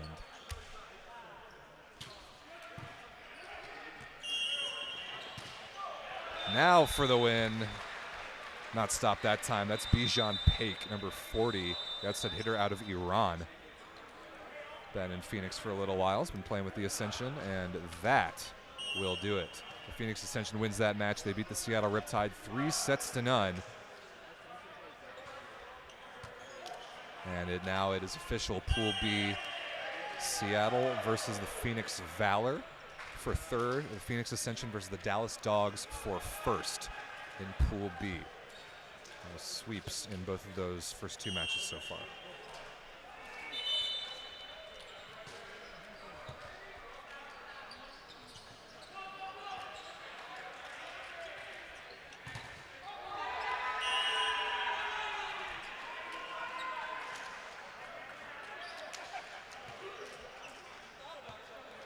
So that'll do it on court 1. Still 2 matches in action. We've got New York and Colorado on court 3. Kentucky and Nashville on court 2. Pretty tight battles in both of those games. Nice dig there by AJ Nally down the line for Colorado.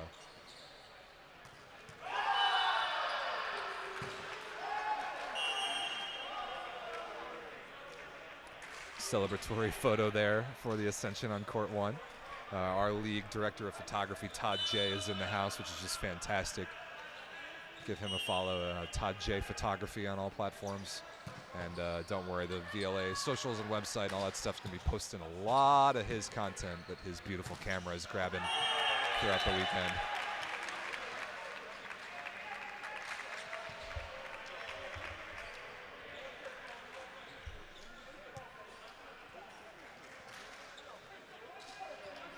So let's see, who's coming up next on court 1? I guess that would be... That'll be the SoCal Rising Tide against the Chandler Team 9, if I'm not mistaken. Match I'm really looking forward to. Team 9 kind of won the spotlight match of the first round. Team 9 beat the San Diego Wave 3-1 in that 6 versus 7 overall seed game, which was a really good one. And the Rising Tide, they did beat the NorCal Tall ones 3-0, but all 3 of those sets were just 2-point wins. It wasn't particularly convincing.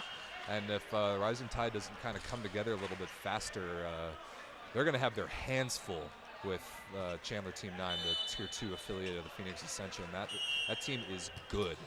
Very excited to see that match coming up next on court 1.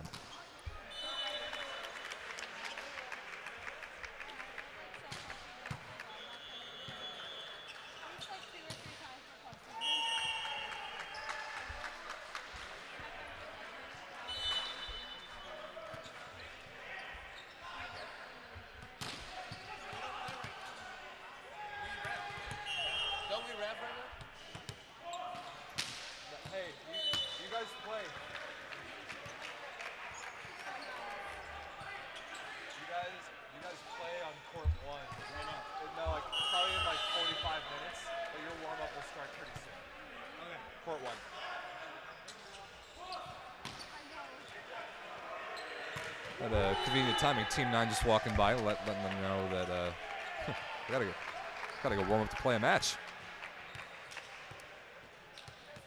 All right, we're gonna keep these 2 courts rolling that are active right now. I'm gonna take a quick break. I got some media stuff to run around and take care of. I'll be back with you in a few minutes. Stick around and enjoy VLA all day.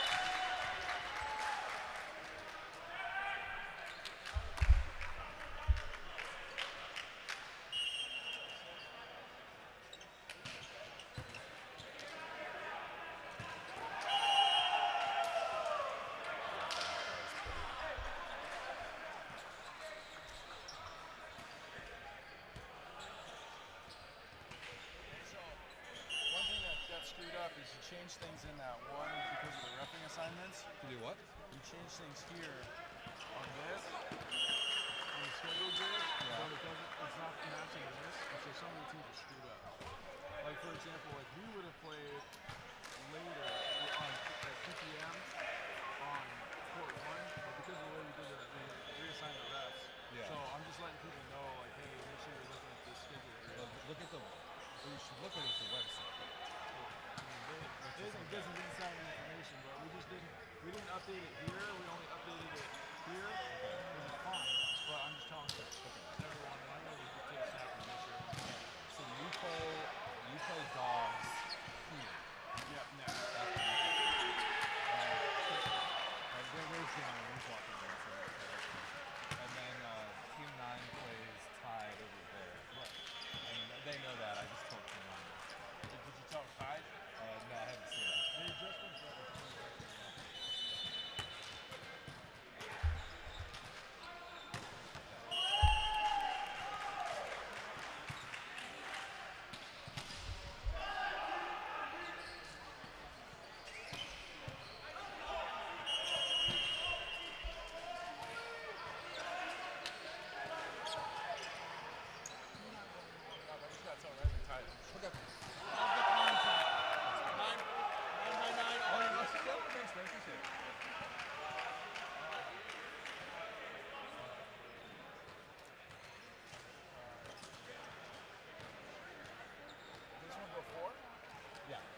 This is set 4.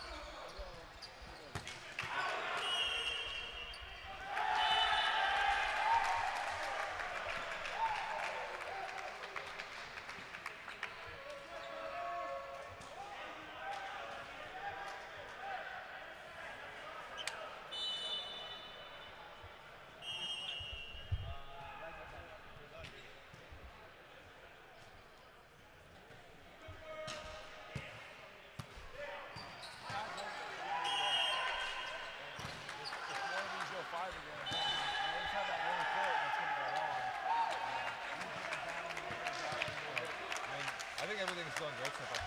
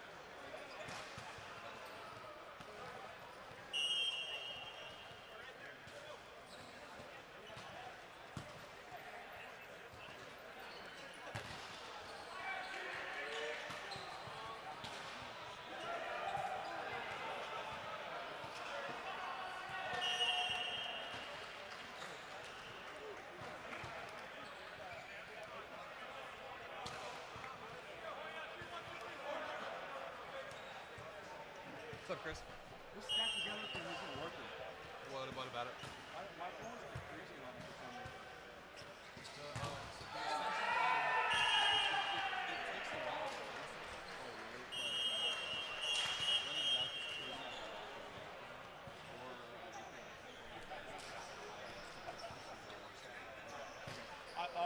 My other coach has one.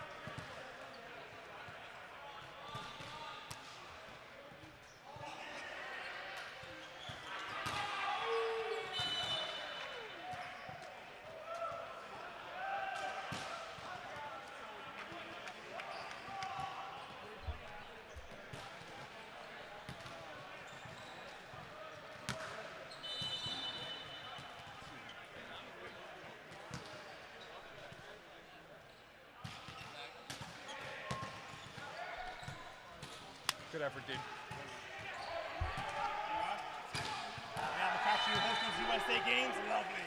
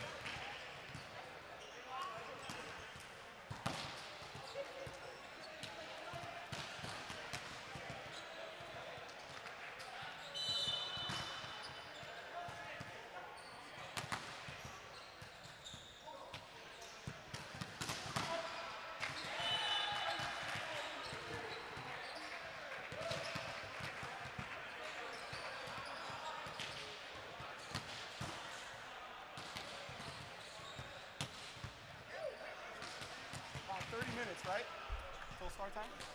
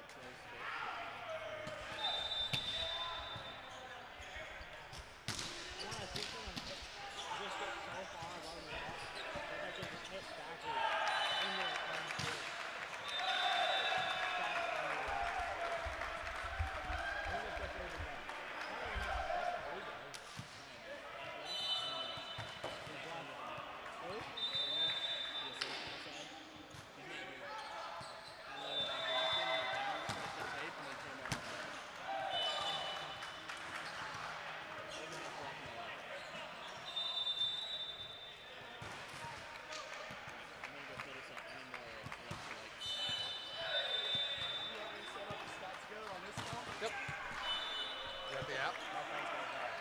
Very good. Stat together. Yep.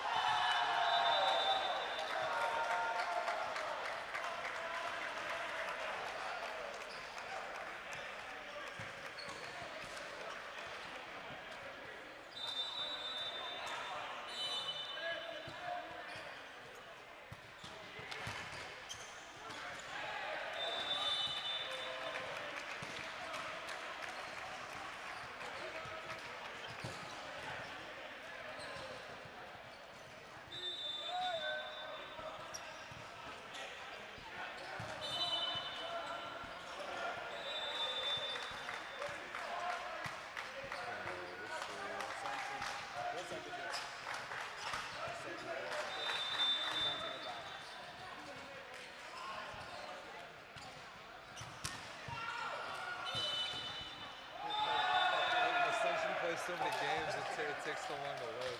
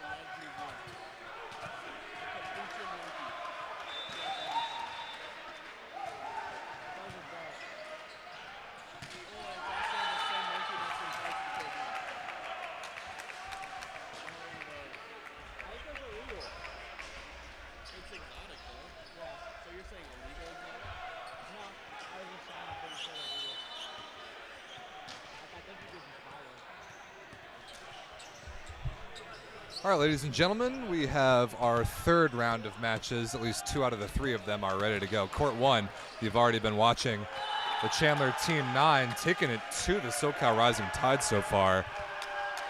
And then starting off right now on Court 3, playing for first place in Pool B, the Phoenix Ascension against the Dallas Dogs. Phoenix in orange on your left, Dallas in light blue on your right.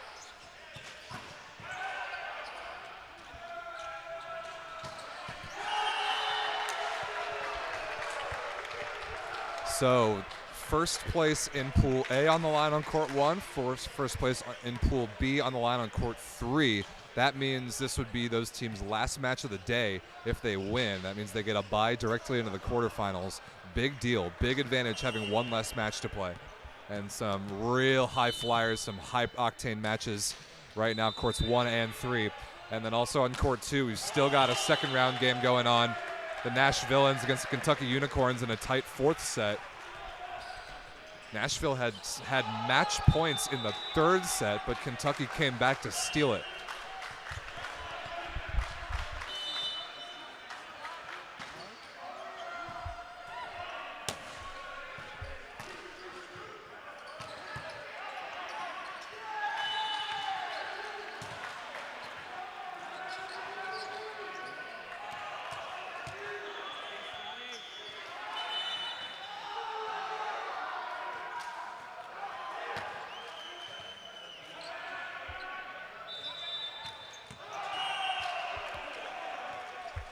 Good rally there on court 3 that we just saw. Oh, or was it? Got I think a late call from the down official that there was a net touch that we must have missed. Yeah, there was. So already some exciting volleyball being played between Phoenix and Dallas on court 3.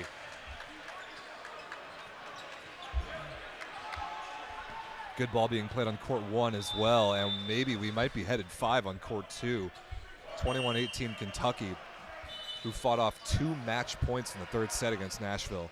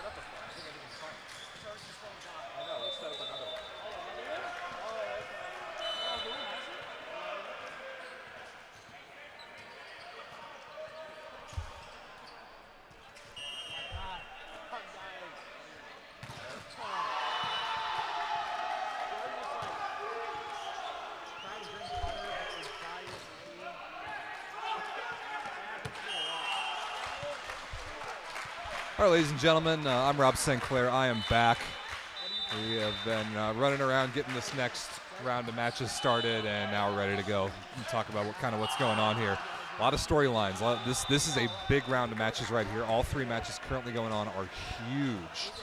The one furthest along is on court 2. That court is behind a bit in the schedule because of these 2 teams, the Kentucky Unicorns and the Nashville Villains.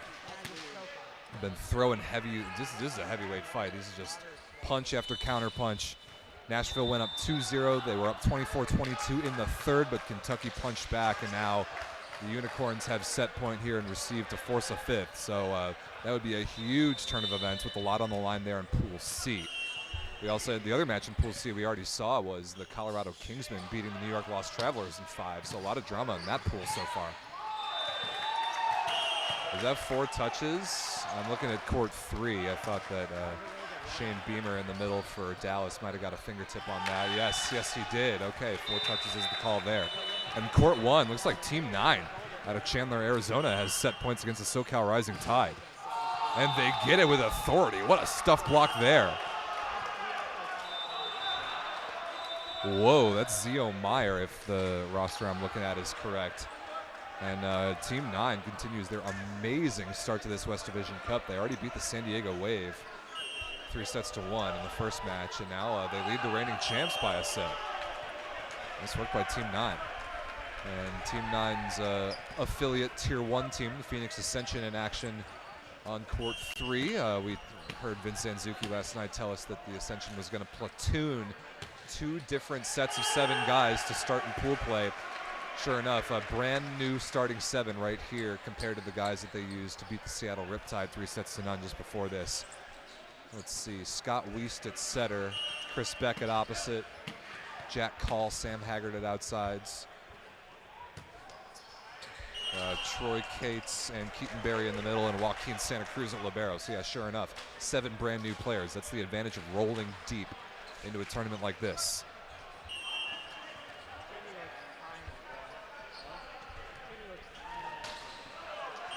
And we just saw the Kentucky Unicorns did in fact take set number 4, so we are going 5 over there. Man, from the brinks of 2 match points down, Kentucky now is dead even going into a 5th set on completely even terms. Heck of a comeback effort there.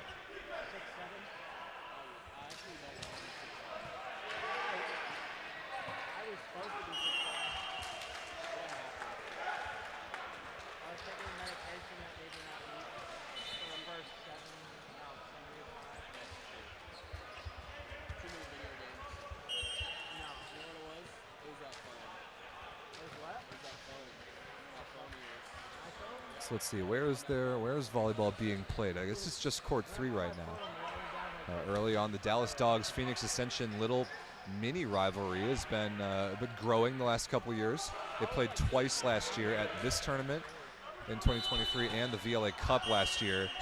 Phoenix winning both 3-1. But Dallas more than capable of throwing some real punches against the Tier 1 opponent. And these two will see each other again twice at the Tier 1 regular season event in Phoenix in late February. Dallas with a big opportunity to grab some big points here and in that event in about a month. We talked to their manager, Daniel Jacobs, after the win this morning. They destroyed, Dallas did, they destroyed the Phoenix Valor 3-0 to get to this point.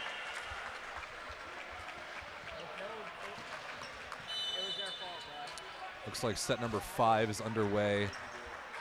On court 2, Nashville in white versus Kentucky in black.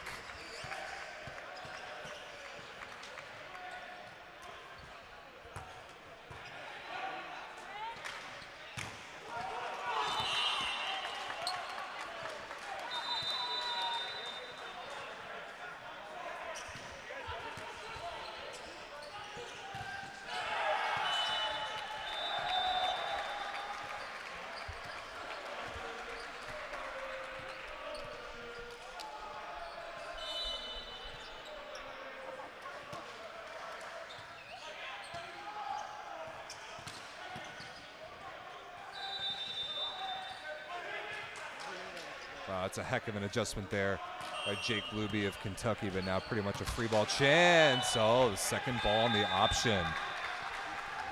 Like that idea from Jeff Lamb, number 15 in white for Nashville on court 2.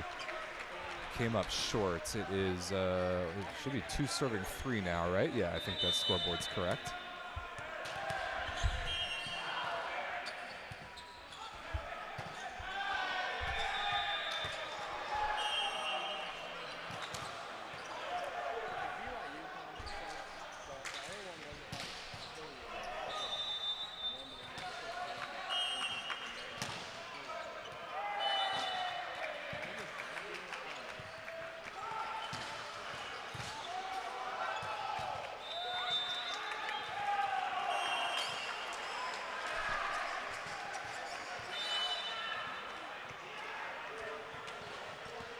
Looking at court 1 here, we got kind of the new look SoCal Rising Tide struggling right now against the Chandler Team 9, and hard to blame them. Team 9 looks awesome so far. We do have Noah Keelan, number 9 there in blue out of USC, a big piece of firepower added for SoCal this tournament, hoping to help them repeat as West Division Cup champs.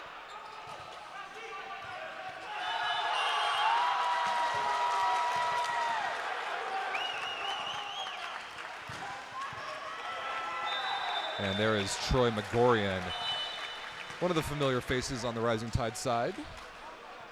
The opposite out of Concordia, Irvine. What number is he wearing? Looks like 15 in blue.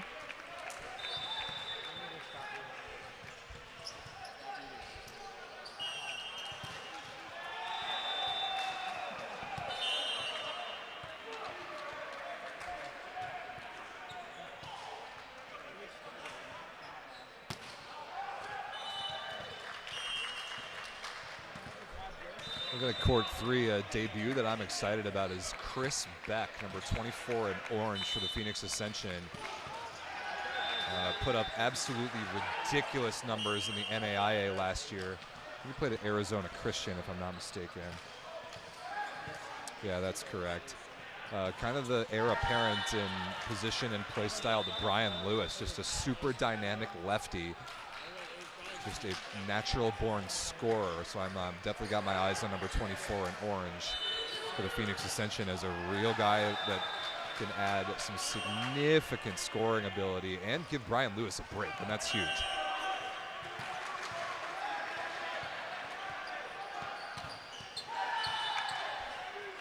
Looking at court 2, fifth set midway through, the Kentucky Unicorns just took a 2-point lead over their neighbors, the Nashvilleans, and again, the Unicorns were down and out in this match. Down 2-0, nothing really going their way. Now Will Andrews is serving, the undersized outside hitter that I've been very impressed with so far.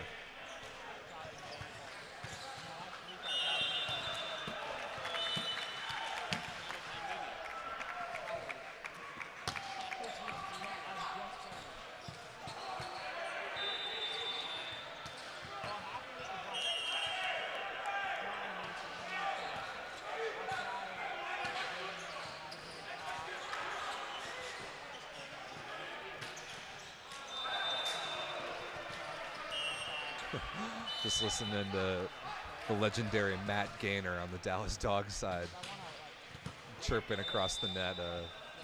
Always a pleasure to listen to those conversations. Good rip there by Troy Cates. Nice new piece that the Ascension picked up. Fortunately for them, Troy Cates, a Chicago area guy who I've gotten to know, I being from Chicago. Troy played for a couple iterations of the 630 VLA franchise under their many previous names, but then moved to Phoenix over the winter, sort of, a few months ago. Been playing with the Ascension. Is a really nice piece in their middle blocking picture.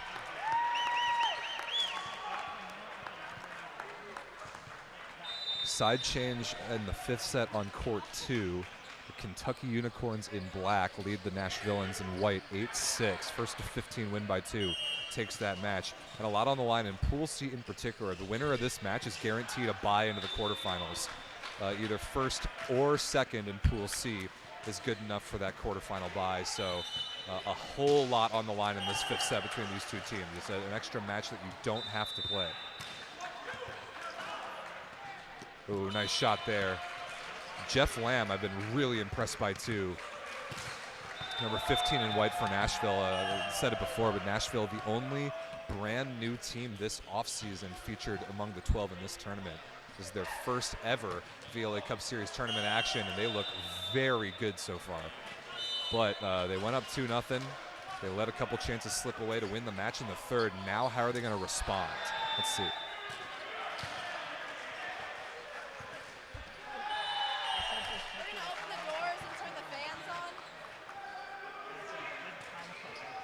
Big shout outs to our hosts here at the San Diego Wave Volleyball Club. Just talked to Director of Operations Maddie Fields, doing an awesome job hosting us this weekend. We appreciate them so much.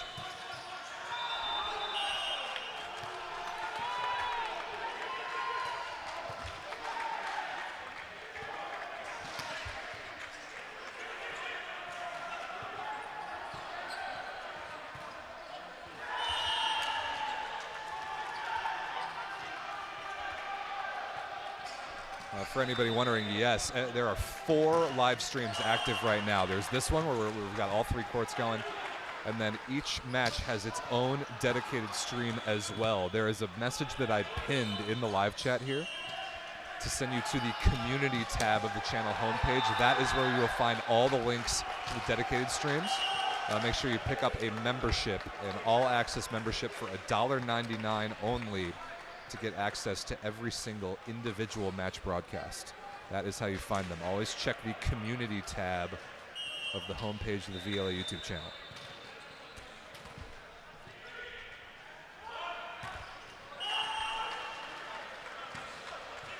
Timeout on court 2, Nashville down 10-7 to Kentucky.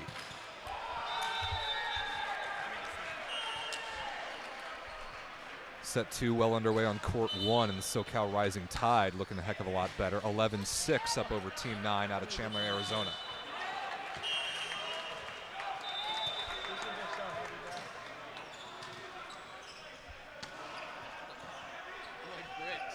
They're weighing down. I think no wonder I can't jump high. Ever since I got these, I've been on the beach a lot. But then you take them off and get lighter shoes, you're gonna be jumping out of the gym. Exactly. I need the clay flows, man.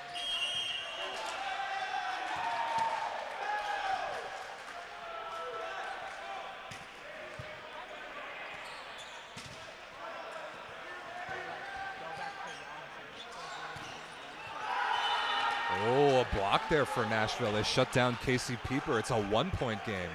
Okay. Drama, ladies and gentlemen. Drama on court 2. Another timeout, this time by Kentucky. This is a long match. Court 2 way behind in the schedule compared to everyone else, but that's a good thing because it's been producing great volleyball. We already saw Team 9 beat the San Diego Wave over there. That was an awesome game.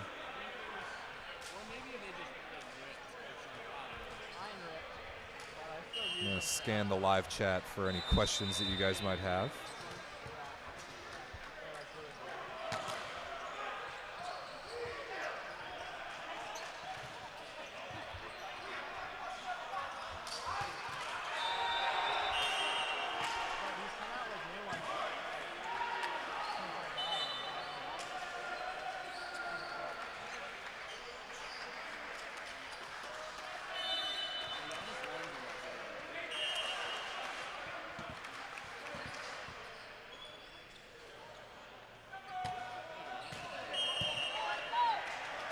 Out of the timeout, my full focus right now on court 2, this 5th set. 11-9 there, really big side out. That's Ben Luby, I believe. Let me double check that. Yes. Got a lot of brothers in the gym on many teams, including the Luby brothers on Kentucky, numbers 4 and 9. Oh, nice dig there by Voland. Flicked back to Lamb again and kept alive. Now Jake Luby, the lefty on the right side, chops it over.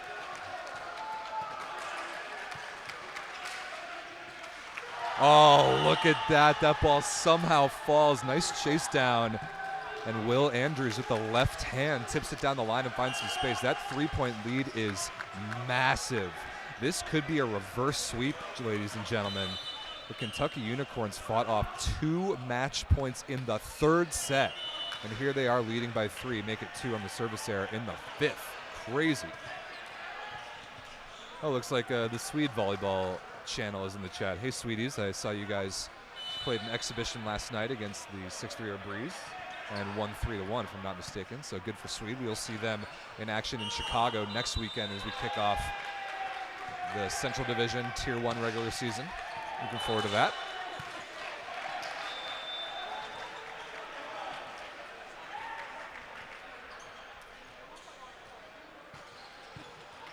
Let's see, timeout on court 3, got some floor cleaning on court 2. I haven't quite been looking at court 1 as much because it's kind of on the other side of the gym from where I'm sitting. But let's see what we can figure out what's going on over here.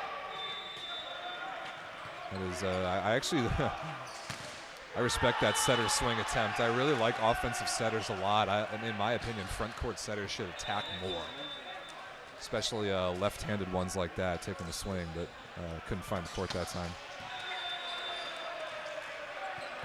Easy put away off the block and out of bounds. Here's a player to watch for Team 9, and in the front part of your screen on court 1, number 4 in red on your left, Emery Uton, French kid, been playing in Phoenix for a little while, played at Ottawa, the NAIA school. And he is really good. He started in the VLA Cup semifinal for Team Novice last year. Young, really dynamic, hugely high ceiling. I think that's basically a good summary of Team 9's entire team. But keep your eye on Emery Uton, number 4 in red.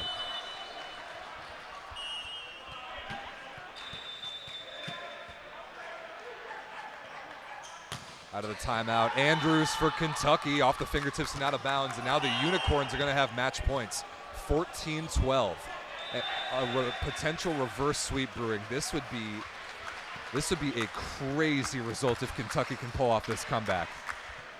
Serving sub in to try and get it done. Number 12, Cole Fernandez. He float serves it out of bounds. Now this is the point right here. 13 serving 14 on court 2.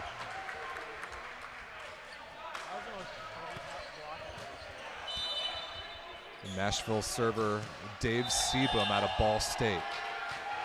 Gotta keep the serve in play, obviously. He does, and even better. He chops an ace in front of Casey Pieper. Overtime in the 5th, 14-14. No way. What a match this is. I keep making the joke that Nashville and Kentucky teams, who are pretty close to each other, flew all the way to San Diego just to play each other in the first round, but it is worth it for this performance. Perfect pass there by Hickey. Andrews slowed down by a block touch. Nashville with a chance to take the lead. Not yet. Oh, a setter dump. What a timely choice by Alex Voland. Another match point now for Kentucky, but they're going to have to do it the hard way on their serve. It will be Will Andrews, which puts a much bigger blocker in Casey Pieper, number 20 in black, in the front row. Match point Kentucky. Perfect pass. Lamb out of the back row, perfectly located in the position 1 corner. Overtime continues. Whoa. A good one on court 3 developing as well. The Phoenix Ascension lead the Dallas Dogs 23-21 in the first. And that one's happening right in front of me, but I cannot take my eyes off this overtime 5th set action on court 2. Pieper deep cross court, dug off the hands. Lamb recycles off the triple block, but the coverage is not there. That was a good shot by Lamb, just softly into the 3-man block, but his teammates did not keep that ball off the floor on the Nashville side. Match point Kentucky again. Josh Daly, the middle blocker, number 97 in black, serving for the match. Easy serve. Block touch against the middle is kept alive. Lamb to stay alive through the block is dug. Joust won by Kentucky. Lamb through the block is dug again, but this time out of bounds across the up official stand. Overtime continues at 16-16. This is nuts. Crazy action at the West Division Cup. Also, it's 23 all in court 3, a late push from the Dallas Dogs. Trenton Lance serving to keep his team in this first set. And Dallas now has a set point at 24-23. The Lance service run continues. Timeout on court 2. You're not missing anything there. Obviously, you can see it. 18-13 Rising tied as well on court 1, trying to equalize at 1 set apiece there in the first place game for Pool A. All this info, by the way, everything about the tournament structure, live updated scores, everything is on the website. Check the website, the link's in the description.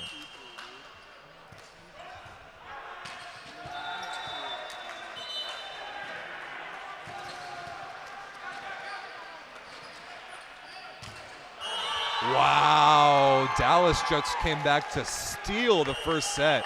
A 4-0 run. Isaiah Afaji off the block and out of bounds. That is an insane comeback by Dallas.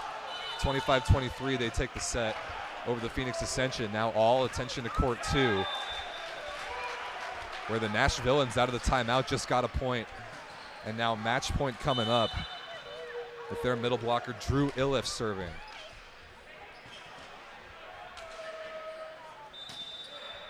Easy serve. Pieper tipped over. Iliff is there for the win. Setter dump right on the sideline. Oh my goodness. Kyle Foley, the left-handed setter throwdown. And the reverse sweep attempt by the Kentucky Unicorns comes up just barely short. Wow. Match points for Nashville in the 3rd. Match points for Kentucky in the 5th. But it is the Nashvilleans in their first ever VLA Cup Series tournament match. And they win it in the most dramatic fashion, 18-16 in the 5th set. What a banger that was. So now it's actually 2 upsets as far as seeding goes in Pool C. Colorado number 9 over New York Lost Travelers number 4, and Nashville number 10 over Kentucky number 3. So both the Nashvilleans and the Colorado Kingsmen are guaranteed byes straight into the quarterfinals. They will play each other for first in Pool C, but that is crazy drama here on Saturday morning at the West Division Cup. So, Court 1 still in action. That match on Court 2 just ended. Set side change on Court 3. I'm going to take a breather, go recycle some cameras, and get the next match on Court 2 ready to go. But that was an awesome segment of drama here on VLA All Day. Crazy stuff. You all are in the right place. I'll be back in a few minutes. Stick around.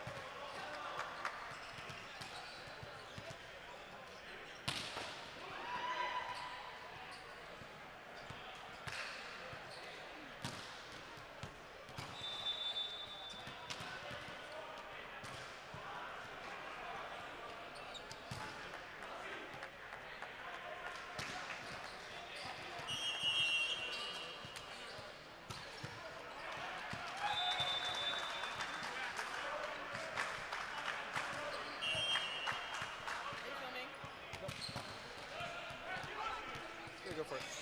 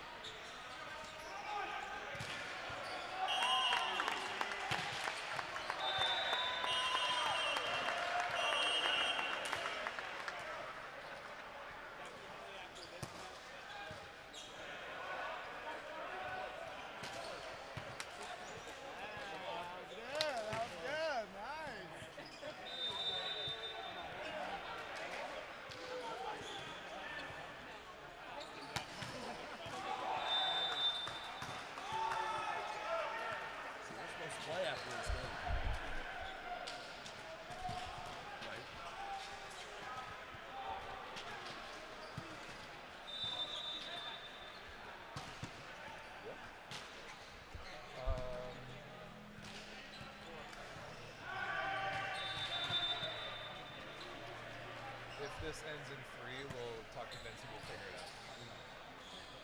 Thanks for putting that on my radar. Yeah, because I was going to say, they're not, they might finish it right as this is going. Do you know if this is in 2 so far? It is 2-0 Dallas. So we'll see. Sounds good.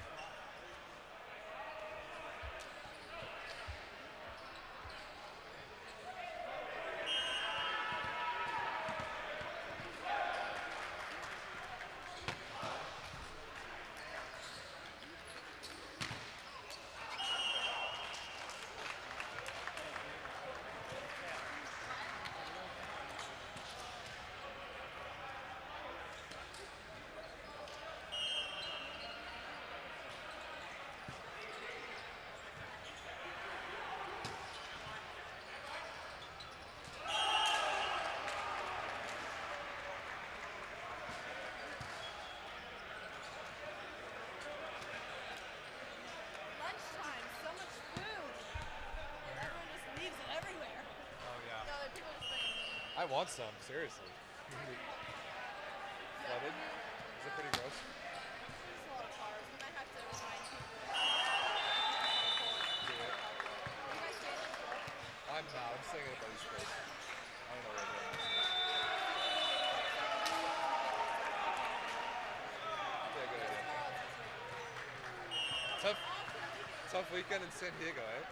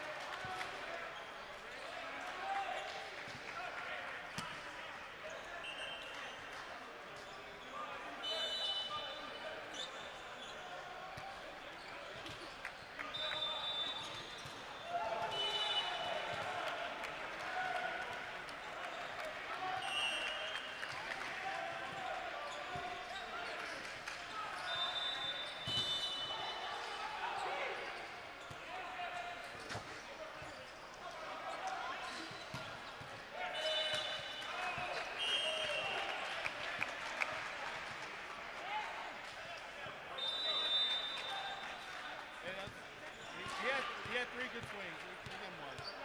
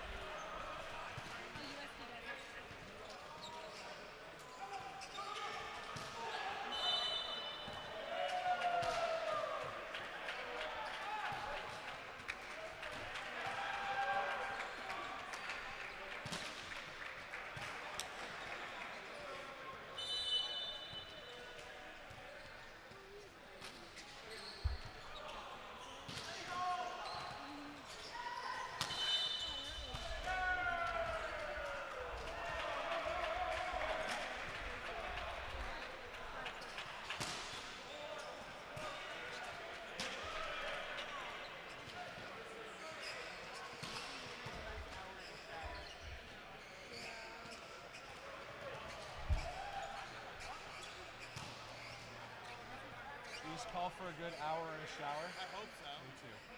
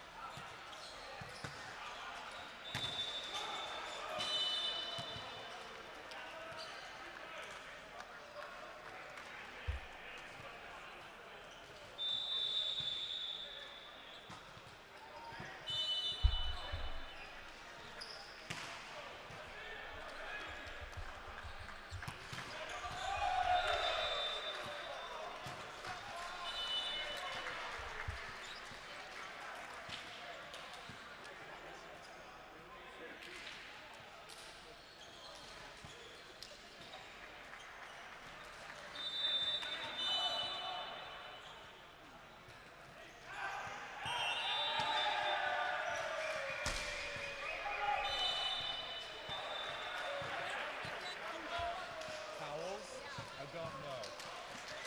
You know who I can ask? Yes, I'll go ask him too.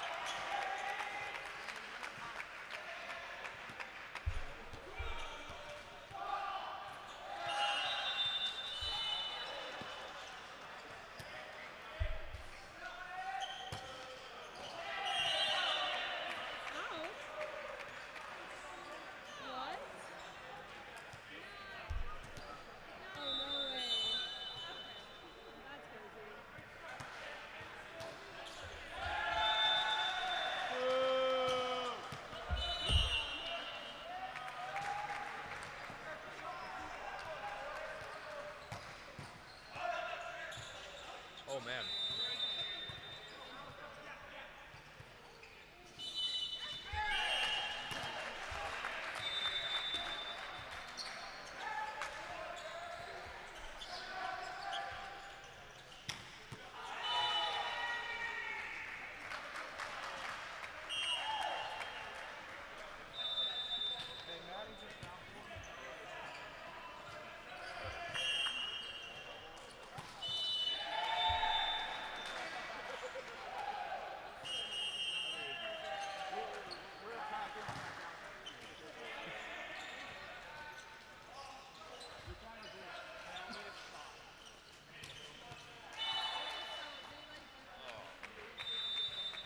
All right, put me on this thing. Got something to say. Yeah. No, I can't. I mean, I'm about to run out. You want to hold it down for a Yeah, little I'll jump on here. All right. And then text me how much I owe you for the. My treat. Aw. I promise. So yeah, put that on. Tuck into this, and scoot over this way a little bit. And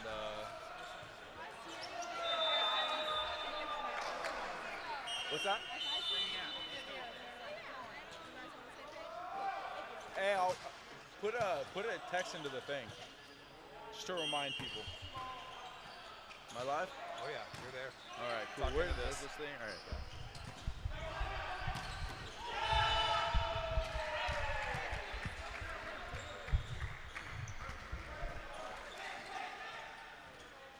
How we doing, VLA fans? We're Vince Anzuki here, replacing Rob Sinclair, so he can go get me some lunch. Hope you're enjoying the fantastic volleyball we've got going on here. I mean, we've got the right now we've got, let's see, Kentucky Unicorns playing at New York Lost Travelers on court 2 here. We've got the Nashvilleans playing against the Colorado Kingsmen. You got U.S. national team, AJ Nally, playing libero for them right now. I think he was a Springfield grad. I want to say 2011, but maybe that was the years he was playing on the national team. He may have graduated a little more than that. Speaking of AJ Nally, he was a Springfield College grad, and the most famous Springfield College grad of them all, Christopher Hosley. I want to wish you a happy birthday. VLA board member, team LVC manager, occasional third string opposite. Yeah, so happy birthday, buddy. It's good seeing you. And then far court over there, we've got Seattle Riptide playing against the Phoenix Valor, team I know all too well. Seattle Riptide looking really, really, really good this year. They gave us Phoenix Ascension a tough match earlier, and now they're really taking it to Phoenix Valor. Phoenix Valor just struggling a little bit to find a rhythm. I mean, they're out there playing hard, having a good time, but it's just not culminating in a great many points for them. So like to see them play a little bit better, but I know they can play a little bit better. It's just Riptide's really playing a solid game right now. So it looks like we've got a solid 2-0 lead for Unicorns over Lost Travelers. We've got a solid 2-0 lead for Riptide over Valor right now, and both in control of the third set. The focus here moving forward will be this Kingsman-Villains match. I think that a handful of teams, I mean, me being an analyst is a little bit surprised on this one. Kingsman beat Lost Travelers to get here into this match, and then Unicorns Villains beat Unicorns in 5, and that both pretty impressive matches. And now they're playing here. Both have an opportunity to take the 1 seed out of this pool. Both teams will be actually getting a bye in the round of 12, or the 12-team bracket. So they'll be taking the 3 and the 4 seed respectively.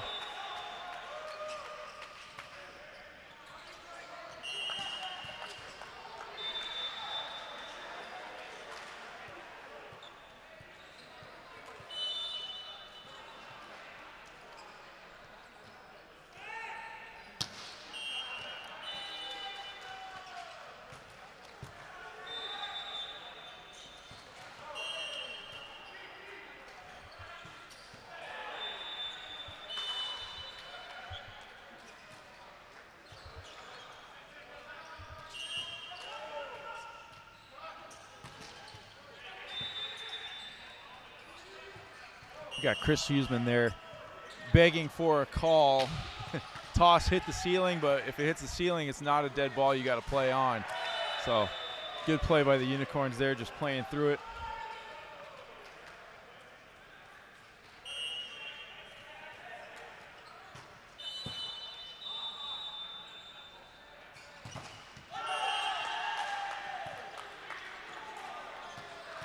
Interesting storyline here in the so far in this first round of our pool play of the West Division Cup. Dallas Dogs beating the Phoenix Ascension, grabbing 4 points, getting that extra point for the Tier 1 victory, and them going 3-0 earlier against Phoenix Valor. They grabbing 7 points puts them at 30. Now they only need 20 points before they have the opportunity to earn promotion to Tier 1, putting them in a commanding lead in the West Division race, because San Diego Wave actually went 1-1, losing earlier to Team 9 and then winning against the NorCal Tall Ones. So that gives the Dallas Dogs a 10-point lead in the standings for earning that promotion. This is going to be interesting how the rest of this tournament plays out, with Dallas Dogs getting that bye in the first round, still having an opportunity to go further than they've ever gone before in a cup event. Their previous high, I believe, was 5th place last year in the West Division Cup. Now they have an opportunity here again, just with 1 win, to get to the semifinals, and so it's going to be they're really the team to watch, I think, at this point, with the way that they're playing. Rising Tide earlier losing to Team 9, another seeded upset. Team 9 looked really solid. If you saw them on paper, it doesn't look as much like an upset, but they actually Team 9 is playing really, really well, really good volleyball, claiming the 1 seed right now currently in the tournament.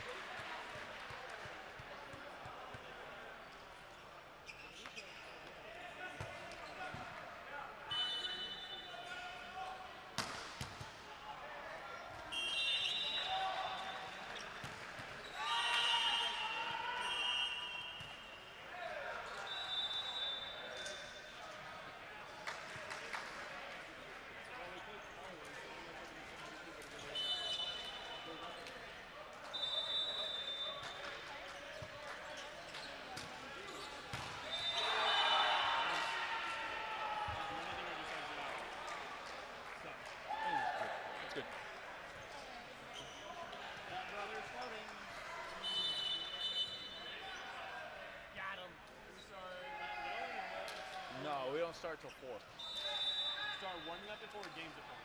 The game, the warm-up start at 4, so 30 minutes start at 4. Yeah, if you're gonna get some, get it now. Yeah.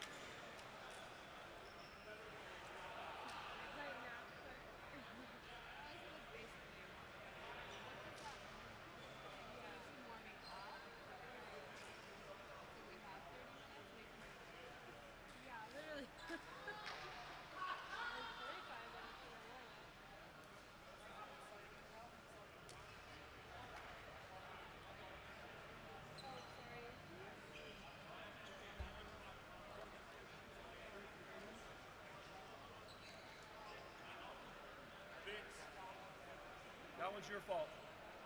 It didn't have to go down like that, but you guys beat us this morning, and we ain't a bunch of punks out here, okay? We play we play Valor like every other day. We didn't want to have to play them again, so we thought you guys should do it. I know, I ref most of it. So it's supposed to be a 4:30 start time, but are we still going like No, that 30 minutes? 4 o'clock is the situation? 30 minute. 4 o'clock is the 30-minute warm-up start. Okay, so we're basically off for a little while. I mean, 4 o'clock. So 4 is the start. 4 is the start of warm-ups. The 30-minute warm-up starts at 4. Yep. Who won this game right here? Not us. Oh, the Kentucky Unicorns won it probably? Yeah. So yeah, we'll start on time. So 4 o'clock is the start of warm-ups.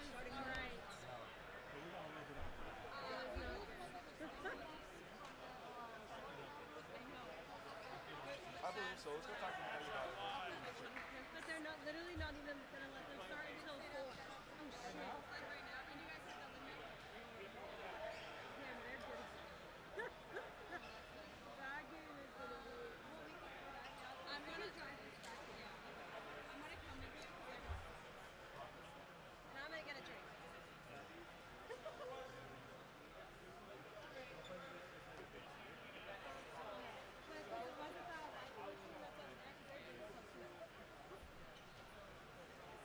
Oh yeah, they're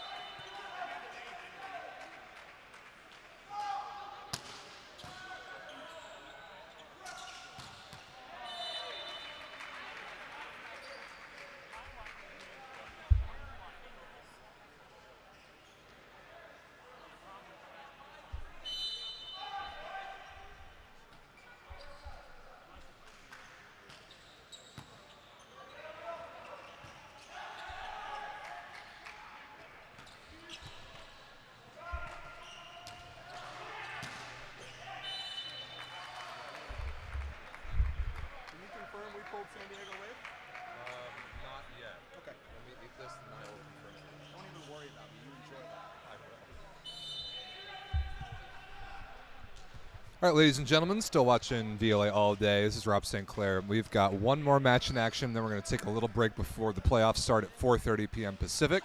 So what I'm going to do now is I'm going to stop this broadcast, and I'm going to keep the one more match that's going on, the Kingsmen versus the Nash Villains. I'm going to keep that match public. So head on over to that link and watch that dedicated stream. This broadcast will end for now. We will pick it back up for the 4 playoff games at 4:30 p.m. local, so 7:30 Eastern. So thanks for watching.